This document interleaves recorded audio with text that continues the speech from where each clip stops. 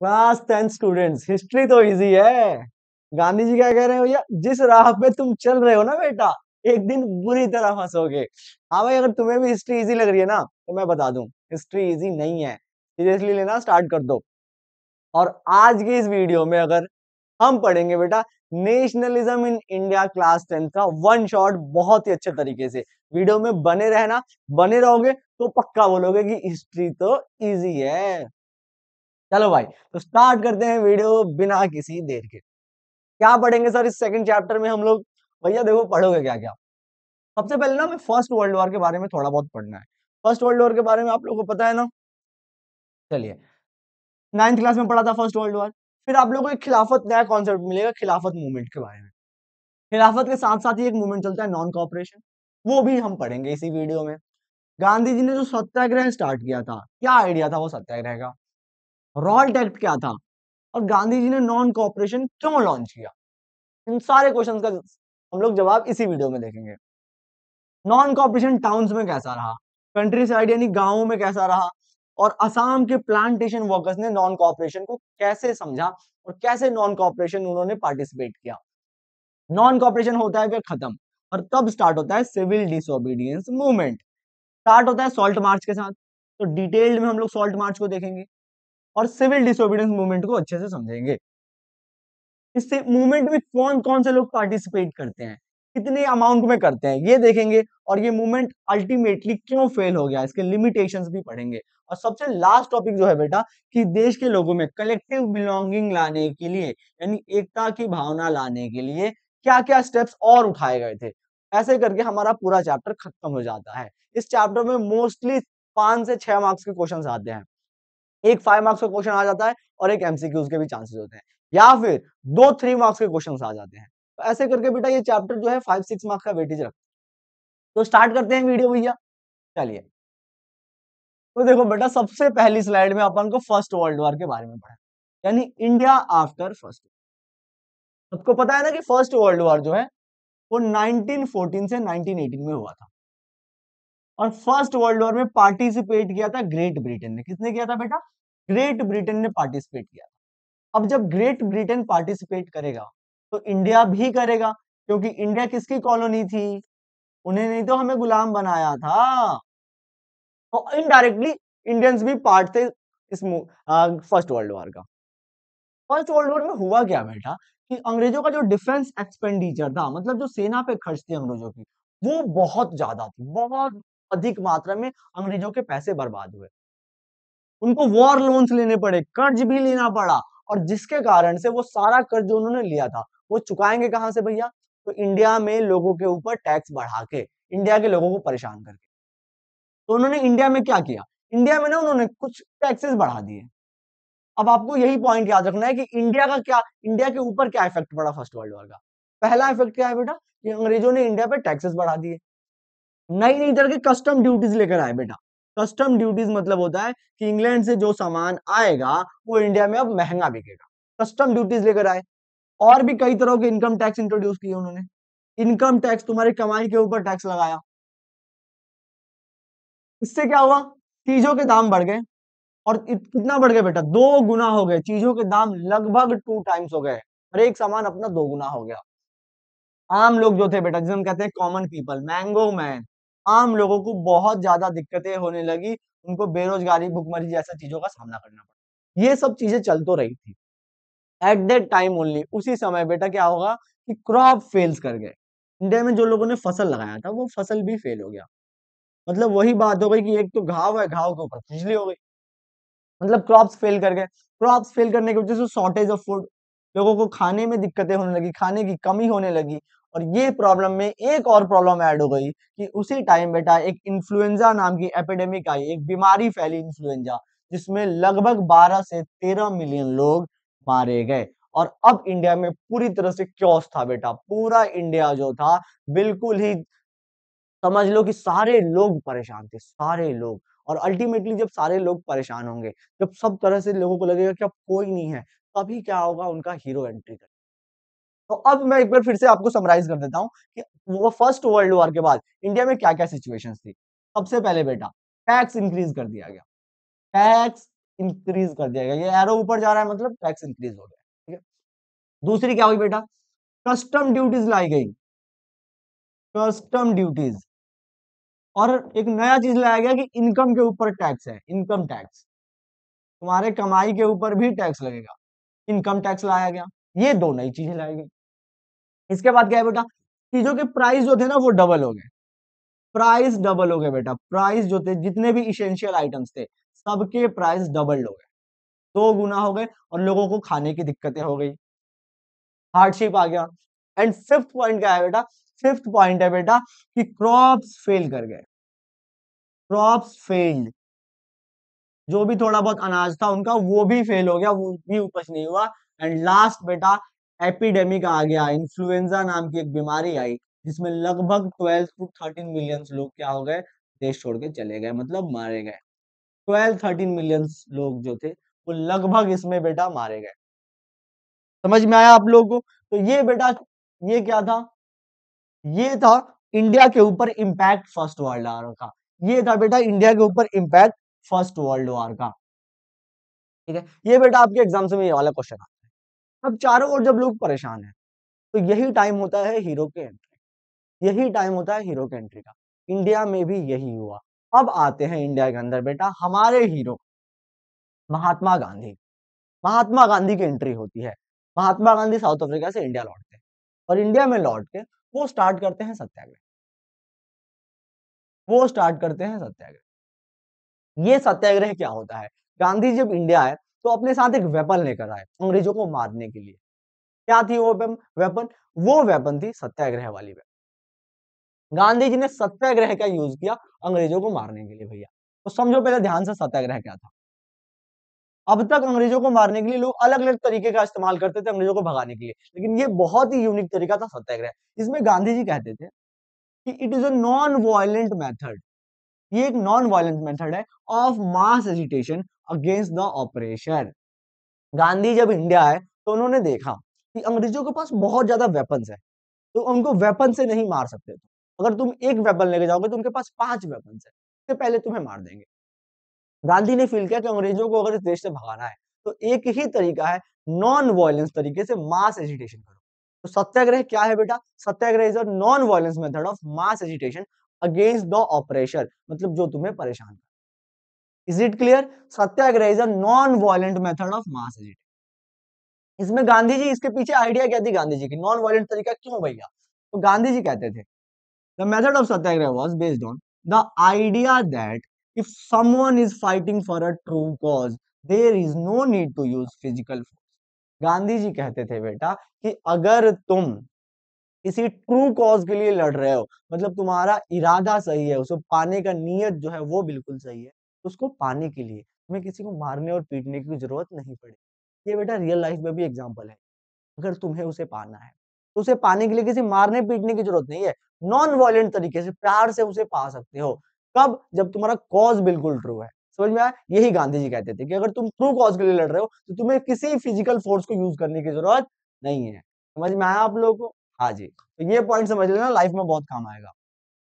गांधी के जो वेपन्स थे सत्याग्रह के, वो दो वेपन्स थे बेटा। सत्याग्रह के गांधी के जो वेपन्स थे वो दो थे। कौन कौन से दो वेपन्स थे, एक था ट्रूथ, यानी सच बोलना है, हमेशा सच के रास्ते पे रहना है, और दूसरा नॉन वायलेंस, दूसरा है बेटा नॉन वायलेंस। तो आप ये बात याद रखना, पहले क्या करना है, सच बोलना है, और उसके बाद मार पिटाई नहीं करनी है, उसके बाद तुम किसी को पा सकते हो। समझे, समझे, सच बोलना, ये नहीं कि झूठ बोलना बस हर बात पे। चलो भाई, अब देखते हैं कि ये तो सत्याग्रह की चीज थी, ये तो गांधी का आइडिया था। अब गांधी जब इंडिया आते हैं, गांधी जब जनवरी 1915 में साउथ अफ्रीका से इंडिया लौटते हैं, वो स्टार्ट करते हैं सत्याग्रह। स्टार्टिंग में ये देख रहे हो आप लोग, गांधी जी यहाँ पे बैठे हुए सत्याग्रह कर रहे हैं। तो गांधी जी स्टार्टिंग में कांग्रेस पार्टी ज्वाइन करते हैं, और जब वो कांग्रेस पार्टी ज्वाइन करते हैं तो उन्हें पूरे देश से इनविटेशंस आती हैं कि आप सर यहाँ पे आके देखो, सिचुएशन बहुत खराब है। तो कोई कहीं बुलाता है, कोई कहीं बुलाता है, और अल्टीमेटली गांधी जी अपना सबसे पहला सत्याग्रह स्टार्ट करते हैं 1917 में, बिहार के चंपारण में। बिहार के चंपारण से उन्हें एक इन्विटेशन आता है। जिसमें बताया जाता है कि कैसे वहां के किसानों को, वहां के पीजेंट्स को परेशान किया जा रहा है कि तुम इंडिगो की फार्मिंग करो, प्लांटेशन करो इंडिगो की। और किसान हम चाहते नहीं है इंडिगो की खेती करना, क्योंकि इंडिगो बेटा वो होता है ना, समझे, इंडिगो मतलब नील, जिससे कि कपड़े में नीला रंग लाया जाता है, सफेद कपड़े को साफ करके फिर नीले रंग के लिए उसको यूज किया। इंडिगो आप खा नहीं सकते, तो किसान इंडिगो की खेती करेगा नहीं, क्योंकि इंडिया के किसान चाहते थे वो फसल उगाना जिसको वो खा के अपना पेट भर पाए, क्योंकि यहाँ खाने की दिक्कत है। अंग्रेज कहते थे नहीं, तुम्हें गेहूं या फिर धान नहीं उगाना है, मतलब चावल नहीं उगाना है, तुम्हें इंडिगो उगाना है, क्योंकि हम इस इंडिगो को अमेरिका और बाकी इंग्लैंड वगैरह ले जाएंगे। समझ में आ गया आप लोगों को भैया? तो होता क्या था कि चंपारण के किसानों को परेशान किया जा रहा था इंडिगो के लिए। गांधी 1917 में जाते हैं चंपारण। चंपारण, ठीक है, ये चंपा और रन दो लोग नहीं है, एक ही है बेटा चंपारण। चंपारण जाते हैं बिहार में, और किसके लिए लड़ते हैं गुरुजी? इंडिगो के फार्मर्स के लिए, इंडिगो फार्मिंग के अगेंस्ट, कि हम लोग भैया इंडिगो की खेती नहीं करेंगे। इंडिगो फार्मिंग के अगेंस्ट वो लड़ते हैं, ठीक है। और गांधी जी की जो मांगे थी, जो डिमांड्स थी, आखिरकार अंग्रेज वो डिमांड मान लेते हैं। गांधी जी के यहाँ पे पहला जो एक्सपेरिमेंट है सत्याग्रह, वो बिल्कुल सक्सेसफुल होता है। गांधी जी की मोटिवेशन थोड़ी हाई होती है, थोड़ा बिहार के एरिया में गांधी जी फेमस होते हैं, उनके थोड़े इंस्टाग्राम पे फॉलोअर्स बढ़ जाते हैं, थोड़े मैसेजेस आने लगते हैं उनके पास। गांधी जी अपने फुल एटीट्यूड वाले आदमी थे, किसी को रिप्लाई नहीं करते थे। हाँ भाई। तो 1917 में गांधी जी जो थे, चंपारण के सत्याग्रह से काफी मोटिवेटेड होके उनको बुलाया गया गुजरात। गुजरात में एक जगह थी खेड़ा, खेड़ा में किसानों ने उन्हें बुलाया। यहाँ के किसानों की क्या दिक्कत थी गुरुजी? अभी बताया था आप लोगों को पिछले स्लाइड में, क्या बताया था कि फर्स्ट वर्ल्ड वॉर के बाद इंडिया में सिस्टमैटिकली क्रॉप्स फेल कर गए। यही क्रॉप फेलियर कब होता है? जब बारिश नहीं होती तब क्रॉप फेल हो जाता है। तो यही जो फसल थी बेटा, ये खेड़ा में क्या हुई थी, किसानों की फसल खराब हो गई। अब जब किसानों की फसल खराब हो गई थी, तो किसान टैक्स कहां से देंगे? और अंग्रेज कह रहे थे हमें टैक्स चाहिए ही चाहिए। किसानों के पास पैसा था ही नहीं कि टैक्स दे। किसानों ने गांधी जी को बुलाया और बोला कि हमारी रेवेन्यू माफ करा दो, हमारा जो रेवेन्यू है, रेवेन्यू को हमें रिलैक्सेशन दिलवा दो, रेवेन्यू रिलैक्सेशन दिलवा दो कि इस साल हम टैक्स नहीं दे पाएंगे। गांधी जी ने कहा अभी करके देता हूं, अभी करके देता हूं। गांधी जी ने अंग्रेजों के खिलाफ यहां भी सत्याग्रह लॉन्च कर दिया, यहां भी सत्याग्रह लॉन्च कर दिया। और ये सत्याग्रह गांधी जी का सक्सेसफुल रहा। गांधी जी के मजे हो गए, गांधी जी ने पार्टी की, और फिर गांधी जी क्या थे, अब इनकी पॉपुलैरिटी इंडिया में बढ़ रही थी। और ये जो उनका नया वेपन था सत्याग्रह, सब खच खच खच खच खच सबको खत्म कर देते थे आ रहे थे, और काफी सक्सेसफुल होते जा रहे थे। तो ये बेटा पहला, और ये दूसरा, दो सत्याग्रह। अब क्या हुआ भैया कि खेड़ा में क्या होता था, वो बता दिया आप लोगों को, उनको रिलैक्सेशन मिल गया, ये पॉइंट हो गई। 1918 में गांधी जी को फिर इनविटेशन मिला। 1918 में गांधी जी को फिर बुलाया गया, इस बार बुलाया गया अहमदाबाद। गांधी जी वाज लाइक यहाँ भी होगा वहां भी होगा, अब तो सारे जहां में होगा क्या, मेरा ही जलवा। समझ रहे हो आप लोग, गांधी जी के भाई जलवे थे एकदम। 1980 में गांधी जी को बुलाया जा रहा है अहमदाबाद। अहमदाबाद में वर्कर्स ने कहा कि शक्तिमान हमें बचाओ, शक्तिमान हमें बचाओ। फिर गांधी जी आते हैं अहमदाबाद में। देखो मिल वर्कर्स के साथ दिक्कत क्या थी कि उनकी वेजेस काफी कम थी। उनकी तनख्वाह बेटा इतनी कम थी, इतनी कम थी कि एक डेट पे भी जाते थे ना, तो पेमेंट उसी को करना पड़ता, मतलब इनकी इनसे नहीं हो पाता था, इनका वेजेस काफी कम थी। गांधी जी को इन्होंने ये सारी बातें बताई, कि डेट वाली बात भी बताई। गांधी जी वाज लाइक कि यार इतनी ज्यादा जाती हो रही है तुम लोगों के साथ, अभी पेमेंट बढ़वा के तेरा भाई देता है। गांधी जी सत्याग्रह में बैठ गए, गांधी जी सत्याग्रह में बैठ गए, बोले अब तो मैं उठूंगा ही नहीं। और अल्टीमेटली अंग्रेजों को मिल फार्मर्स की जो, मिल वर्कर्स की जो वेजेस थे, यानी जो उनकी सैलरीज थी, उसे बढ़ानी पड़ी। मिल वर्कर्स की सैलरी को बढ़ानी पड़ी। और ये जो गांधी जी के तीन मूवमेंट्स थे, तीन सत्याग्रह थे, ये तीनों वन बाय वन सक्सेस, ठीक है। अब क्या होता है ना कि जब हम करियर के पीक पे जाते हैं तो एक बार डाउनफॉल भी आता है।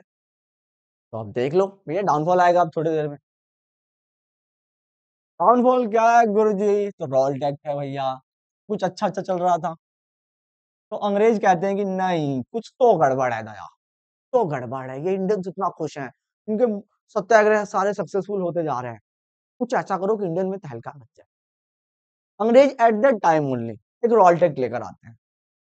रॉल्ट एक्ट लाने का सबसे बड़ा कारण ये रहता है कि अंग्रेजों को पता था कि फर्स्ट वर्ल्ड वॉर के खत्म होने के बाद इंडिया पे टैक्सेस बढ़ाए गए हैं। अभी तो आपको बताया था पिछली स्लाइड में कि फर्स्ट वर्ल्ड वॉर के खत्म होने के बाद इंडिया की जो सिचुएशन थी वो बहुत खराब हो गई थी, ये चीजें लाई गई थी।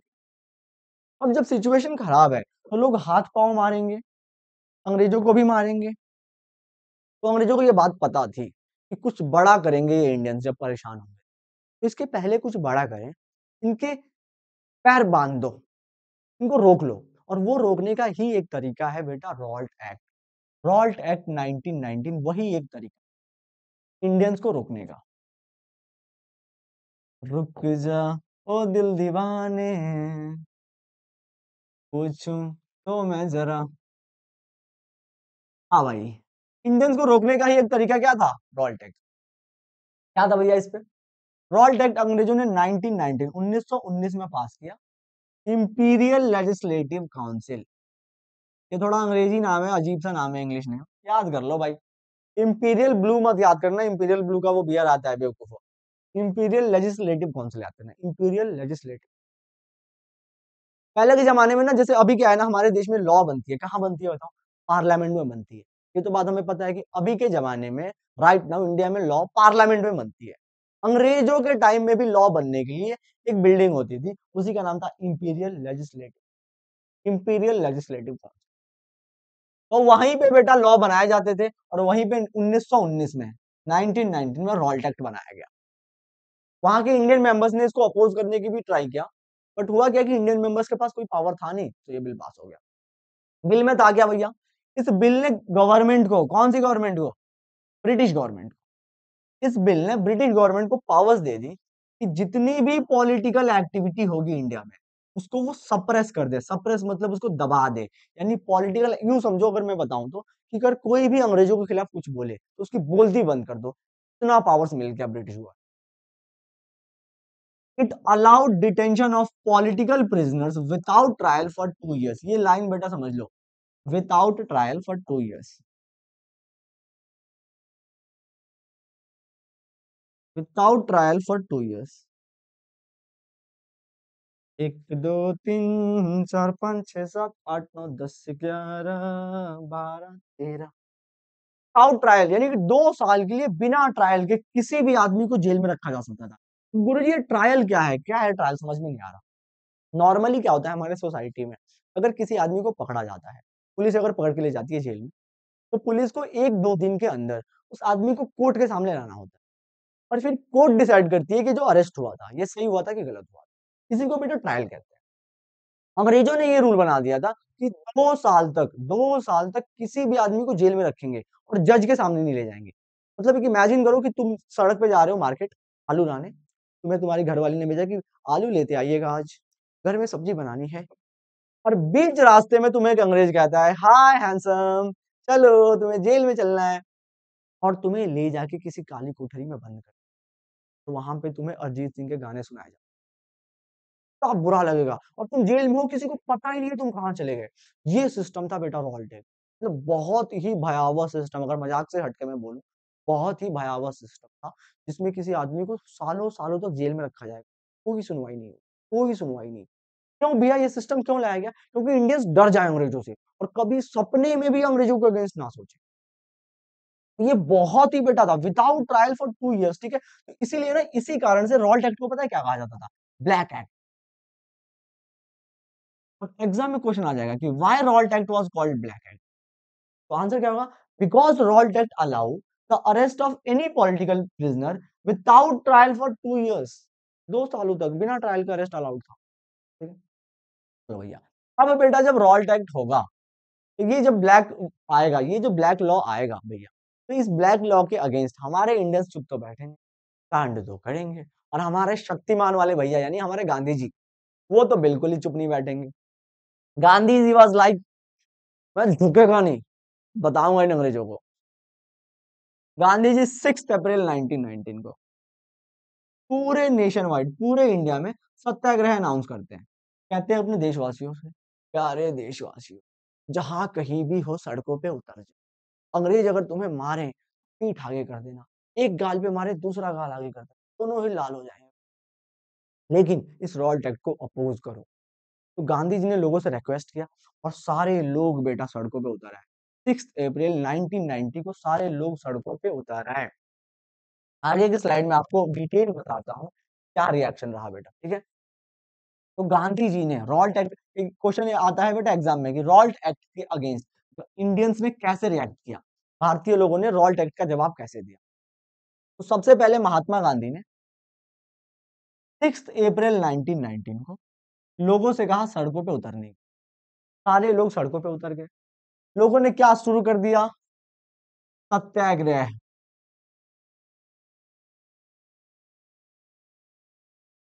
सत्याग्रह लोगों ने स्टार्ट कर दिया। अलग अलग शहरों में, इंडिया के अलग अलग शहरों में रैलियां निकाली गई और अंग्रेजों के नारे लगाए गए, अंग्रेजों के हाय हाय हाय हाय हाय हाय नारे लगाए गए।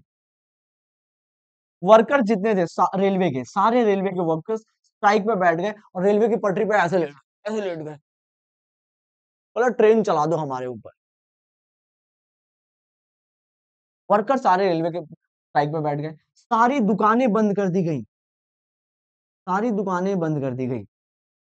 हमारे यहाँ ना अब के जमाने में होता, देखते लोग कि सारी दुकान बंद हो गई, तो जो दुकान सबसे कम चलती थी ना, वो जानबूझ के उस दिन दुकान खोलता कि भैया आज तो मैं धंधा करूंगा, ठीक है। लेकिन उस जमाने में ऐसा नहीं था, सारी दुकानें गांधी जी के कहने पे बंद कर दी गई। पूरे इंडिया से जो लीडर्स थे उनको पिकअप किया जा रहा था, जिन जिन पे शक था उनको उठाया जा रहा था कि कोई कांड ना करते। और गांधी जी को भी दिल्ली आने से रोक दिया गया। गांधी जी को कहा गया कि तुम दिल्ली नहीं जा सकते, तुम दिल्ली में जाओगे फिर बड़ा कांड होगा। तो गांधी जी को भी जहां थे वहीं पे स्टॉप कर दिया गया। ये सब चीजें चल रही थी, लेकिन पूरे इंडिया में लोग जो थे वो अंग्रेजों के अगेंस्ट क्या कर रहे थे, सत्याग्रह। क्यों कर रहे थे, क्योंकि रॉल्ट एक्ट आया था। अब पूरे इंडिया में जब सत्याग्रह चलेंगी तो अमृतसर में भी सत्याग्रह चल रही थी। लोग बस नॉर्मली सड़कों पे उतर के अंग्रेजों के अगेंस्ट नारे लगा रहे थे, बिल्कुल नॉन वायलेंट वे में, मतलब बिना किसी को नुकसान। अब अंग्रेजों की एक आदत है बेटा कि अगर तुम उनके अगेंस्ट उनकी नॉन वायलेंट तरीके से प्रोटेस्ट करोगे तो वो क्या करेंगे ना, कोशिश करेंगे, पूरी कोशिश करेंगे कि वो जो नॉन वायलेंट प्रोटेस्ट है वो कैसे भी वायलेंट हो जाए। मतलब पहले क्या करेंगे, तुम्हें उल्टा सीधा बोलेंगे, कमेंट्स बाजी करेंगे, फिर एक को एक पकड़ के झपड़ी आ जाएंगे, कस के दो तीन लगा देंगे कस के। अब जैसे ही बाकी के लोग रिएक्ट करेंगे ना, अगर मारने की ओर उनकी ओर आएंगे, उन्हें मिल जाएगा बहाना, फिर सभी लोगों को मार के भगा देंगे और बहुत बुरा मारेंगे। यही उनका बेटा मेथड था काम करने का। तो अमृतसर में जब नॉन वायलेंट तरीके से लोग सड़कों पे अंग्रेजों के अगेंस्ट नारे लगा रहे थे, उनको ये बात पसंद नहीं थी। उन्होंने ट्राई किया कि लोगों को प्रोवोक किया जाए और उन्होंने क्या किया, फायरिंग कर दी भैया। अमृतसर में पंजाबियों के अगेंस्ट फायरिंग कर दी भैया। अब क्या था, सनी देओल की खून, हार लिया हैंडपंप। पंजाबी लोग भैया शांत बैठेंगे नहीं। पंजाबी लोगों ने इस फायरिंग के अगेंस्ट, उनका वो बेटा 24 आवर्स पंजाबी मूड में रहते हैं, आजा भाई देख लेंगे। अब अंग्रेजों ने जब फायरिंग कर दी अमृतसर में किसी पीसफुल प्रोटेस्ट के ऊपर, हुआ क्या भैया कि पंजाबियों ने बड़ी वॉयलेंट तरीके से रिएक्ट किया। जितने भी अंग्रेजों के बैंक्स थे, पोस्ट ऑफिसेस थी और रेलवे स्टेशन थे, सबके ऊपर हमला किया, सबके ऊपर हमला किया। अमृतसर में अंग्रेजों की हालत सिट्टी पिट्टी गुम हो गई। और लास्टली क्या करना पड़ा कि अमृतसर में बेटा, पूरे अमृतसर में मार्शियल लॉ लगाना पड़ा। मतलब कोई अपने घर से बाहर नहीं निकलेगा, जो भी बाहर निकलेगा एट दैट टाइम शूट कर, मार्शल लॉ लगा दिया गया। और मार्शल लॉ की कमांड दे दी गई जनरल डायर को। ये बहुत ही निकम्मा, वाहियात, घटिया, करेले की सब्जी आदमी था, बहुत बड़ा करेले की सब्जी था ये। जनरल डायर को बेटा कमांड मिली कि तू पूरे अमृतसर में क्या लगाएगा, मार्शल लॉ। अब आगे की सिचुएशन देखो भैया, कहानी समझ में आ गई आप लोग को आगे की। अब आगे आगे चल के क्या होगा, जालियांवाला बाग। ये कहानी समझ में आ गई कि 10 अप्रैल को फायरिंग हुई अमृतसर में, लोगों ने गवर्नमेंट की बिल्डिंगों पर अटैक किया, अमृतसर में मार्शल लॉ लगाया गया और कमांड किसको दी गई, general Dyer. General Dyer martial law लगाने के कुछ दिन बाद, मतलब कि 10 अप्रैल को मार्शल लॉ लगाया गया, 10 अप्रैल को लॉ लगाया, 10 अप्रैल को लगाया गया बेटा मार्शियल लॉ, ठीक है। कि कुछ ही दिनों बाद ना पंजाब में एक बेटा फेस्टिवल आता है, फेस्टिवल जिसे हम कह सकते हो मेला, वैसाखी का मेला। वैसाखी का मेला लगता है जब फसल पक जाती है। तो ये मार्शियल लॉ जो कुछ इंग्लिश का वर्ड है, कुछ अजीब सा, मतलब ये उस समय के लोगों को पता नहीं था ये होता क्या है। तो हुआ क्या कि उनका मेला था, तो उन्होंने लगा चलो मेला तो हम लोग वर्षों से जा रहे हैं, डेली हम मतलब हर साल जाते हैं तो इस साल भी जाएंगे। तो कुछ अनअवेयर लोग, अनअवेयर, और मोस्टली इसमें विमेन और बच्चे, छोटे छोटे बच्चे और विमेन, और थोड़े ही मतलब ज्यादा मेन तो ज्यादा नहीं थे, लेकिन विमेन और बच्चे बहुत ज्यादा थे। तो कुछ अनअवेयर लोग क्या करते हैं कि जालियांवाला बाग एक जगह है, वहां पे जाके अपना फेस्टिवल मनाने लग जाते हैं, अपनी मेला मनाने लग जाते हैं कुछ लोग गांव वाले। अब जनरल डायर इसको ईगो पे ले लेता है कि भैया इनको बोला था कि घर से बाहर नहीं निकलने, इन्होंने मुझे क्या समझ रखा है, मतलब नहीं, मतलब बताओ, नहीं बताओ, मतलब कि तुमने समझ क्या रखा है मुझे। जनरल डायर ने ईगो पे ले लिया इसको। और फिर जो हुआ बेटा वो बिल्कुल ही ब्रूटल था। देख रहे हो आप लोग, ये पूरे मेले में लोग आए हुए हैं, और इस मेले में जालियांवाला बाग जिस ग्राउंड पे मेला लगी थी, उस ग्राउंड की एक स्पेशलिटी क्या थी भैया, कि उस ग्राउंड में एक ही एग्जिट पॉइंट था, मतलब बाहर निकलने का सिर्फ एक ही रास्ता है। जनरल डायर अपने लोगों के साथ वहां पे जाता है, और गन्स नहीं ले जाता, गन्स तो लेके जाता है बेटा, बहुत अधिक मात्रा में तोप लेके जाता है लोगों को मारने के लिए, कैनन्स का यूज करता है। इमेजिन नहीं कर सकते, समझो मतलब बच्चों को मारने के लिए कैनन्स का यूज करता है। जनरल डायर जाता है अपने सारे पुलिस वालों को कहता है कि एग्जिट बंद कर दो। देख रहे हो आप लोग, एग्जिट पे सब बंदूक लेके खड़े हैं। अब एक ही एग्जिट है, उस एग्जिट से बंदूक आ रही है, मेले में बहुत ज्यादा लोग हैं, और फिर बहुत ज्यादा फायरिंग की जाती है। फायरिंग में हंड्रेड्स ऑफ द पीपल, मैं कह रहा हूँ थाउजेंड्स ऑफ द पीपल मर जाते हैं। लोगों के पास ऑप्शंस नहीं होते, कुछ लोग तो कुएं में कूद जाते हैं, कुएं में कूद के लोग मर रहे हैं, गोलियों से लोग मर रहे हैं, लोगों के ऊपर चढ़ के लोग मर रहे हैं। और जालियांवाला बाग, क्योंकि 13 अप्रैल के दिन हुआ था, 13 अप्रैल की, ये पूरे हिस्ट्री में one of the most brutal incident, one of the most brutal incident, मतलब भयावह, जिसमें ह्यूमैनिटी खुद ह्यूमिलिएट हो जाए, ऐसा एक इंसिडेंट हुआ था। तो ये आप, आई होप आपको पूरा जालियांवाला बाग समझ में आ गया हो। नीचे की चीजें हम लोग नेक्स्ट स्लाइड में पढ़ेंगे, नीचे की चीजें नेक्स्ट स्लाइड में पढ़ेंगे कि जालियांवाला बाग के बाद पब्लिक ने कैसे रिएक्ट किया, ठीक है। जालियांवाला बाग में डेट से याद रखना, 6 अप्रैल 1919, जिसमें क्या हुआ था, गांधी ने हड़ताल बुलाया था, गांधी जी ने हड़ताल बुलाया था। 10 अप्रैल 1919, 10 अप्रैल 1919, जिसमें कि क्या हुआ था, फायरिंग हुई थी अमृतसर में, पुलिस वालों ने फायरिंग की थी। और 13 अप्रैल जब ये मैस्केर हुआ था, ये ब्रूटल इंसिडेंट जब टेक प्लेस हुआ था बेटा, तब अमृतसर में, ये जालियांवाला बाग, जालियांवाला बाग, ये डेट्स आप याद रखना जालियांवाला बाग में, शॉर्ट नोट। इसके बाद आपको ये भी याद रखना पड़ेगा कि जालियांवाला बाग के बाद इंडियंस ने कैसे रिएक्ट किया, what was the reaction of people. आम सी बात है कि अगर इतना ब्रूटल इंसिडेंट होगा तो कोई शांत तो बैठेगा नहीं। तो इंडिया के, नॉर्थ इंडिया के स्पेशली अलग अलग टाउन्स में लोग सड़कों पे उतर गए, और सड़कों पे उतर के अंग्रेजों के खिलाफ नारे लगाए, लोग स्ट्राइक्स पे बैठ गए, पुलिस के साथ लोगों की क्लैशेस हुए, लोगों ने लड़ाइयां लड़ी पुलिस के साथ, गवर्नमेंट की बिल्डिंगों पे हमला किया, बहुत सारी बिल्डिंगों को जला दिया। ये सब चीजें इंडियंस का रिएक्शन था, गवर्नमेंट बिल्डिंग्स पे हमला करना, पुलिस के साथ क्लैशेस करना, स्ट्राइक्स करना, रैलियां करना, ये सब हो रहा था जालियांवाला बाग मैसकर के अगेंस्ट। ब्रिटिश गवर्नमेंट जो थी, उन सबको ना, उनको आदत थी इन सब चीजों की, मतलब तुम उनसे वायलेंट तरीके से तो जीत ही नहीं सकते, तो तुमने उनकी एक बिल्डिंग में आग लगाया, तो वो तुम्हारे पूरे गांव में आग लगा देंगे। ब्रिटिश क्या थे, वो इंडियन से भी ज्यादा ब्रूटल हो गए। जैसे उनके लोग मरे थे जालियांवाला बाग में, वैसे बेटा इंडियन से भी ब्रूटल हो गए, और उन्होंने लोगों के दिलों के अंदर ऐसा रिस्पॉन्स किया उसके बाद, जालियांवाला बाग के बाद इनको शर्म नहीं आई, जो प्रोटेस्ट हुए उसको उन्होंने ऐसे सप्रेस किया, ऐसे लोगों को टेरराइज किया कि आप सोच भी नहीं सकते। जितने भी सत्याग्रही थे उनको फोर्स किया गया कि rub their noses on the ground, उनसे फोर्स किया गया कि तुम अपने नाक जमीन पे रगड़ो। ये इमेज देख सकते हो आप इसमें, एक इमेज देख सकते हो जिसमें एक इंडियन को ऐसे क्रॉल कराया जा रहा है और कहा जा रहा है कि तू अपना नाक रगड़ इस जमीन। उनसे नाक रगड़ने के लिए कहा गया क्रॉलिंग करो ग्राउंड पे, सलाम करो हमें। ये सब पनिशमेंट्स दी गई उनको। पंजाब में कुछ जगहों पे बॉम्बिंग, गुजरनवाला में लोगों ने बॉम्बिंग की और ये सारा चीजें खत्म ही नहीं हो रही थी, मतलब चीजें बढ़ती जा रही थी। कभी कहीं से न्यूज आ रहा था कि दो अंग्रेज मारे गए, कहीं से कभी न्यूज आ रहा था कि इतने सारे इंडियंस को अंग्रेजों ने फायरिंग में मार दिया है, फिर वगैरह वगैरह। तो ये पूरा एक सिलसिला सा बन गया जलियांवाला बाग के बाद। गांधी जी ने अल्टीमेटली कहा कि ये जो है ना खत्म नहीं होगा कभी। तुम उसके एक मारोगे, वो तुम्हारे 5 मारेगा, फिर तुम एक जाके मारोगे उसके, फिर वो तुम्हारे 10 मारेगा। गांधी जी ने कहा भैया कि रॉल्ट एक्ट के अगेंस्ट या फिर जालियांवाला बाग के अगेंस्ट ये जो मूवमेंट हुआ है उसे अभी जल्दी से जल्दी बंद करो। और गांधी जी ने जब कॉल ऑफ करने के लिए कहा, पूरे देश में ये मूवमेंट कॉल ऑफ हो। अब क्या होगा बेटा, अब क्या होगा सर, कि जालियांवाला बाग के अगेंस्ट मूवमेंट कॉल ऑफ तो हो गया। अब गांधी जी बेटा वेट कर रहे थे, पूरे देश में कोई एक लार्ज स्केल पे movement launch. Gandhi ji wait कर रहे थे कि पूरे देश में लार्ज स्केल पे मूवमेंट लॉन्च। तो गांधी जी चाह रहे थे ऐसा मूवमेंट जिसमें सारे इंडियंस भाग लें, यानी हिंदूज भी भाग लें और मुस्लिम्स भी, क्योंकि इंडिया के दो बहुत बड़े सेक्शन, हिंदू और मुस्लिम।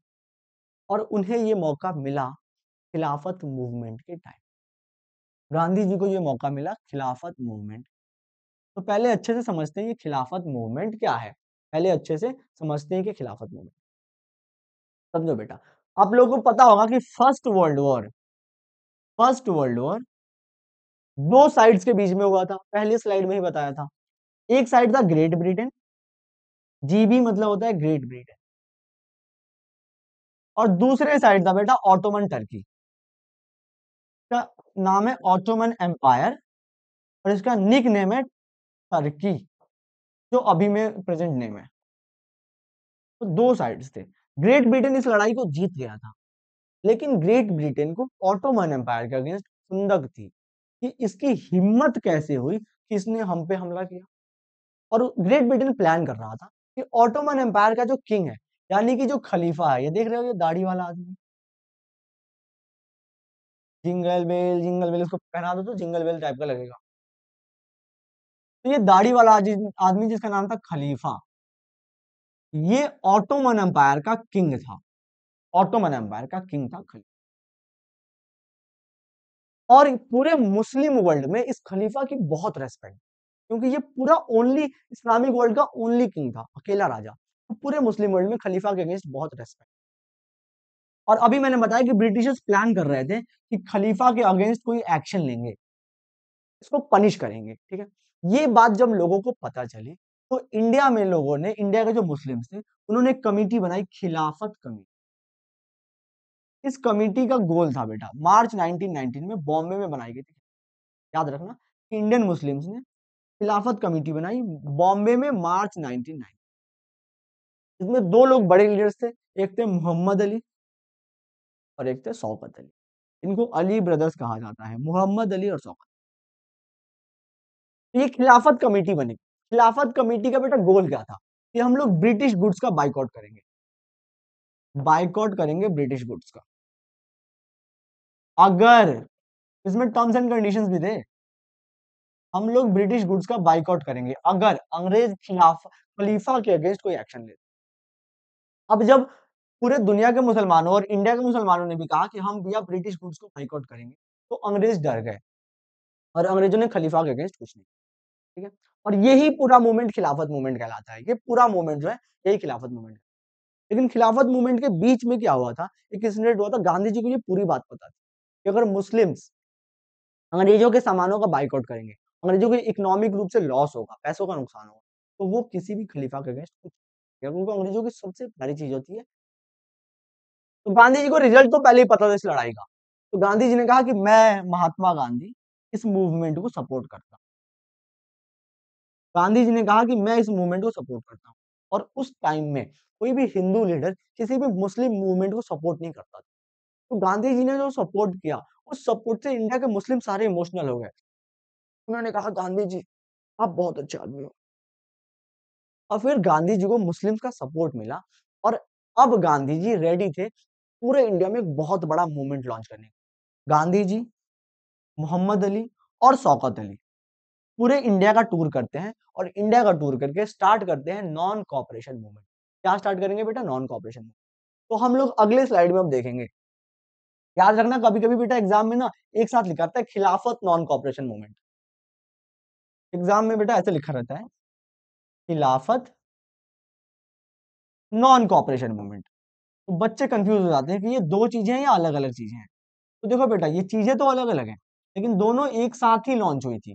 ये दोनों मूवमेंट्स एक ही साथ लॉन्च हुए थे, क्योंकि खिलाफत मूवमेंट मुस्लिम्स का था और आप कह सकते हो कि नॉन कॉपरेशन कांग्रेस का, यानी गांधी जी का था। ठीक है, तो इसको कलेक्टिवली हम कहते हैं खिलाफत नॉन कॉपरेशन मूवमेंट। ठीक है, लेकिन हाँ, खिलाफत इशू आए तो आप वर्ल्ड वॉर वाली कहानी आपको अभी बताई है, वही कहानी लिखना आप लोग। ठीक है, तो अब हम लोग पढ़ेंगे नॉन कॉपरेशन के बारे में। किसके बारे में पढ़ेंगे बेटा? नॉन कॉपरेशन के बारे में। ठीक है, एक और क्वेश्चन आता है कि गांधी ने खिलाफत इशू को क्यों पिकअप किया? क्यों पिकअप किया? क्योंकि गांधी जी बहुत चालाक थे, जितना आप सोच सकते हो ना उससे भी चालाक थे। गांधी जी को पहले ही खिलाफत मूवमेंट का रिजल्ट पता था। तो उन्होंने कहा कि भैया, जिस लड़ाई में मुझे पता हो कि कौन जीतेगा और फिर जीतने वाले के साइड ही मुझे खड़ा होना है, तो व्हाई नॉट। ठीक है, गांधी जी सबसे पहले चाहते थे हिंदूज मुस्लिम्स को एक करना, हिंदू मुस्लिम्स को एक करना। ठीक है, तो उन्होंने खिलाफत मूवमेंट को सपोर्ट किया। मुस्लिम्स का मूवमेंट था, गांधी जी ने सपोर्ट किया। मुस्लिम सारे इमोशनल हो गए, मुस्लिम गांधी जी के लिए फेवरेट हो गए। ठीक भैया, तो ये देख लो, ये मुस्लिम्स और ये हिंदू को यूनाइट करने के लिए गांधी जी ने खिलाफत मूवमेंट को पिक किया। दूसरा, गांधी पूरे इंडिया में एक ब्रॉडर मूवमेंट लॉन्च करना चाहते थे। ऑल इंडिया में एक मूवमेंट लॉन्च करना चाहते थे। और ऑल इंडिया में कोई मूवमेंट कब सक्सेसफुल, कब सक्सेस? जब हिंदू मुस्लिम्स दोनों साथ में आएंगे और अंग्रेजों को भगाएंगे। ठीक है? समझ में आया आप लोगों को? तो आई होप ये क्लियर हो गया कि गांधी ने खिलाफत मूवमेंट क्यों लाया। अब गांधी की एक बुक है बेटा हिंद स्वराज, उसके बारे में भी थोड़ा बहुत पढ़ना है। हिंद स्वराज जो बुक है गांधी जी की, उसके बारे में भी पढ़ना है। हिंद स्वराज बुक के ऑथर थे हमारे महात्मा गांधी, हमारे प्यारे महात्मा गांधी।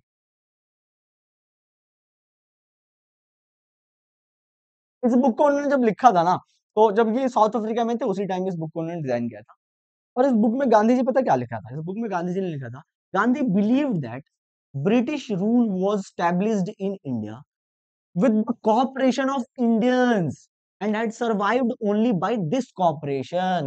इसका मतलब अभी जो मैंने अंग्रेजी में बकबक किया, का मतलब ये होता है कि गांधी जी मानते थे कि इंडिया में अंग्रेज इसीलिए हैं क्योंकि हम इंडियंस उन्हें सपोर्ट करते हैं। हम उनके ड्राइवर का काम करते हैं, हम उनके घरों में झाड़ू पोछा लगाते हैं, हम उनके कोर्ट्स में जाके लॉ कर रहे हैं, उनके स्कूलों में पढ़ा रहे हैं।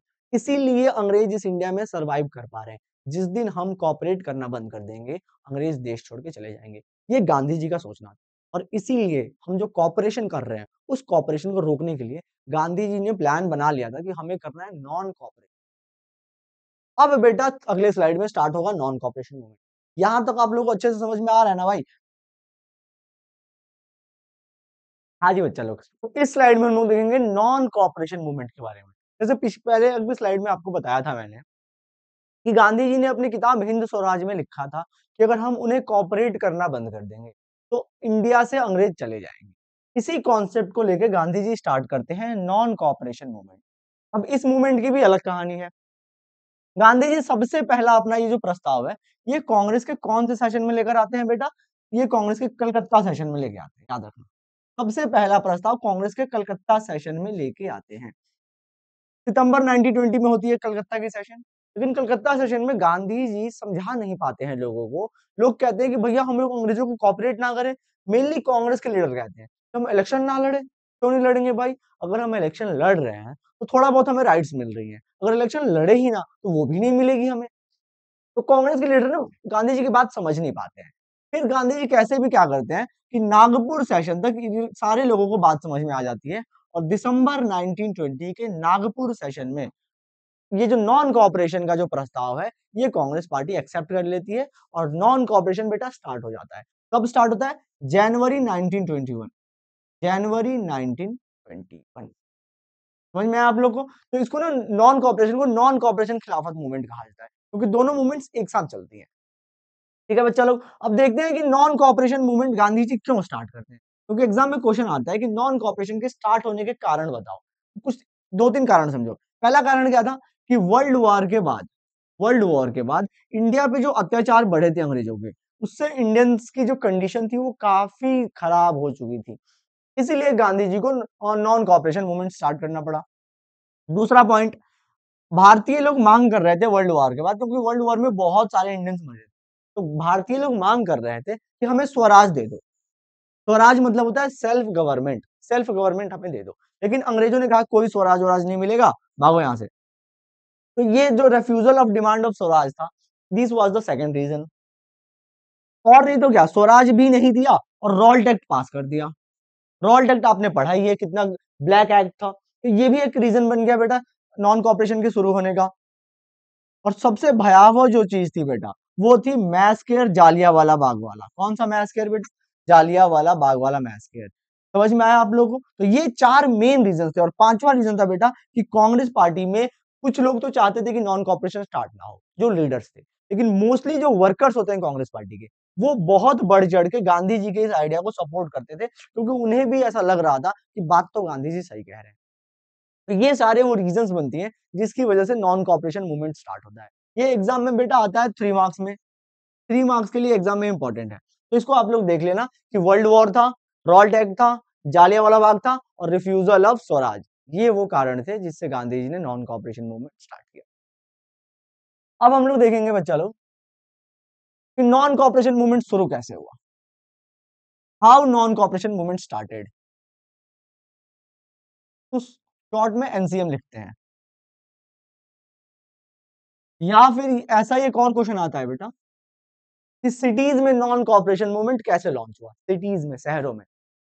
तो सबसे पहले बेटा ऐसे स्टार्ट हुआ कि जितने लोगों को टाइटल्स मिले थे अंग्रेजों की तरफ से या अवार्ड्स मिले थे, उन सभी लोगों ने अपने टाइटल और अवार्ड जो थे, जो ब्रिटिश गवर्नमेंट ने दिए थे, उसको उन्होंने लौटा दिया। जैसे गांधी जी को भी बहुत सारे अवार्ड्स मिले थे। रविंद्रनाथ टैगोर को नाइट एंजल का टाइटल मिला था, नाइट एंजल। तो ये लोगों ने अपने टाइटल्स लौटा दिए ब्रिटिश गवर्नमेंट को, कहा कि हमें नहीं चाहिए। पहला स्टेप ये था। सारे बड़े बड़े सेलिब्रिटीज ने, बड़े बड़े लीडर्स ने अपने टाइटल्स अंग्रेजों को, अपने अवार्ड्स अंग्रेजों को दे दिए। दूसरा स्टेप क्या था? अब बारी थी कॉमन लोगों की। जो भी लोग सिविल सर्विसेज में काम कर रहे थे, आर्मी में काम कर रहे थे अंग्रेजों के यहाँ, पुलिस में काम कर रहे थे, उनके कोर्टों में छोटा बड़ा जो भी काम कर रहे थे, या फिर लेजिस्लेटिव काउंसिल में नेतागिरी कर रहे थे, या फिर उनके स्कूलों में पढ़ रहे थे, सभी लोगों ने अपने स्कूल छोड़ दिए, आर्मी की नौकरी छोड़ दी, पुलिस की नौकरी छोड़ दी, ड्राइवर्स की नौकरी छोड़ दी। तो ये अब नौकरियां छोड़ने का परंपरा स्टार्ट हुआ। ये सेकंड स्टेप था। थर्ड स्टेप क्या हुआ बेटा? थर्ड स्टेप हुआ, लोग अंग्रेजी सामान जलाने लग गए, अंग्रेजी कपड़ा जलाने लग गए। और तभी लोगों को गांधी जी ने कहा कि आप एक चरखा लो और खुद ही से अपना सूत काट के अपना कपड़ा बनाओ, ठीक है, ताकि अंग्रेजों के ऊपर बहुत बड़ा इम्पैक्ट पड़े, क्योंकि सारा कपड़ा जो है वो बेटा इंग्लैंड से बन के आता था, और हम लोग वो पैसे पे करके कपड़े खरीदते थे और फायदा होता था अंग्रेजों को। तो ये फॉरेन गुड्स को बाइकआउट करने के लिए गांधी जी ने कहा, ये था थर्ड स्टेप। और फोर्थ स्टेप क्या था भैया? फोर्थ स्टेप जो कि होने ही वाला था, हुआ नहीं। गांधी जी ने कहा था कि ये सब करने के बाद अगर अंग्रेज हमारे खिलाफ वायलेंस करेंगे, हिंसा करेंगे, हमें मारेंगे, तो हम स्टार्ट करेंगे सिविल डिसोबीडियंस कैंपेनिंग। यानी कि हम बोलेंगे कि अब हम आप टैक्स भी पे नहीं कर रहे, टैक्स भी पे नहीं कर रहे, क्या कर सकते हो बताओ, क्या कर लोगे? ठीक है, तो ये प्लान था भैया कि अगर रिप्रेशन होगा, अगर अंग्रेज हमें परेशान करेंगे, तो हम लोग सिविल डिसोबीडियंस कैंपेन, यानी कि टैक्स पे नहीं करेंगे अंग्रेजों को। तो ये सीन था बेटा एनसीएम का। समझ में आया आप लोगों को? तो सिटीज में एनसीएम तो बहुत सक्सेसफुल रहा, क्योंकि सिटीज के लोग समझदार थे, पढ़े लिखे थे, और सभी लोगों ने कॉपरेट किया और अंग्रेजों को कॉपरेट करने से मना कर दिया। अब देखते हैं आगे बेटा, इकोनॉमिक फ्रंट पे क्या इंपैक्ट रहा। इकोनॉमिक फ्रंट पे ये बेटा इंपॉर्टेंट है 3 मार्क्स के लिए, कि नॉन कॉपरेशन मूवमेंट का इकोनॉमिक फ्रंट पे क्या इंपैक्ट रहा। अंग्रेजों को पैसे का लॉस हुआ कि नहीं हुआ, और हुआ तो कितना हुआ। भारतीय लोगों ने सारे अंग्रेजी कपड़े जलाना शुरू कर दिए, दारू की जो भी दुकानें थी बेटा सब बंद कर दिए, जितने भी लिक्योर शॉप्स थे, और फॉरेन क्लोथ्स को जलाना शुरू कर दिया। होली के जो बोन फायर्स होते हैं ना बेटा, होलिका जो होती है, वहां पे जलाना शुरू कर दिया, सारे कपड़े ले जाके आग में डाल देते थे, जो इंग्लैंड के कपड़े होते थे, इंग्लैंड से बन के आए होते। ये इसका इम्पैक्ट इतना बड़ा इम्पैक्ट बड़ा कि जिस साल ये मूवमेंट स्टार्ट हुआ था, 1921 से 1922 के बीच, एक साल के अंदर जितना भी लंदन से कपड़ा बन के आता था, वो बिल्कुल आधा हो गया, समझ लो आधा। अब समझ सकते हो आप कितना बड़ा इकोनॉमिक फ्रंट पे अंग्रेजों को झटका लगा था। बहुत सारे जो मर्चेंट्स थे, जो किसान थे, पीजेंट्स या फिर जो ट्रेडर्स थे, उन्होंने रिफ्यूज कर दिया कि हम लोग ब्रिटिश कपड़ा खरीदेंगे ही नहीं, क्योंकि हमारे दुकानों पे ये कपड़े बिक ही नहीं रहे। और साथ ही साथ जो इंडियन टेक्सटाइल्स जो हाथ से बना के जो कपड़े बेचते थे, भारत के जो कारीगर होते थे, उनकी डिमांड बढ़ गई, उनकी नौकरियां अचानक से बढ़ने लग गई, उनको फायदा होने लग गया। और इंडिया की जो टेक्सटाइल मिल्स थी, वो बेटा दिन दुना आगे बढ़ने लग गई। तो ये बेटा इकोनॉमिक फ्रंट पे क्या असर था उसका याद रखना। इसमें सबसे इंपॉर्टेंट पॉइंट ये याद रखना कि 1921 से 1922 के बीच जो पूरा इंपोर्ट था बेटा, वो आधा हो गया, यानी इंग्लैंड से बने कपड़े जो इंडिया में आते थे, वो बिल्कुल ही आधा हो गया। अब हम लोग ये पढ़ेंगे बेटा एनसीएम में कहाँ कहाँ पे क्या हुआ, एक बार आपको यहाँ पे मैं समझाने की कोशिश करता हूँ।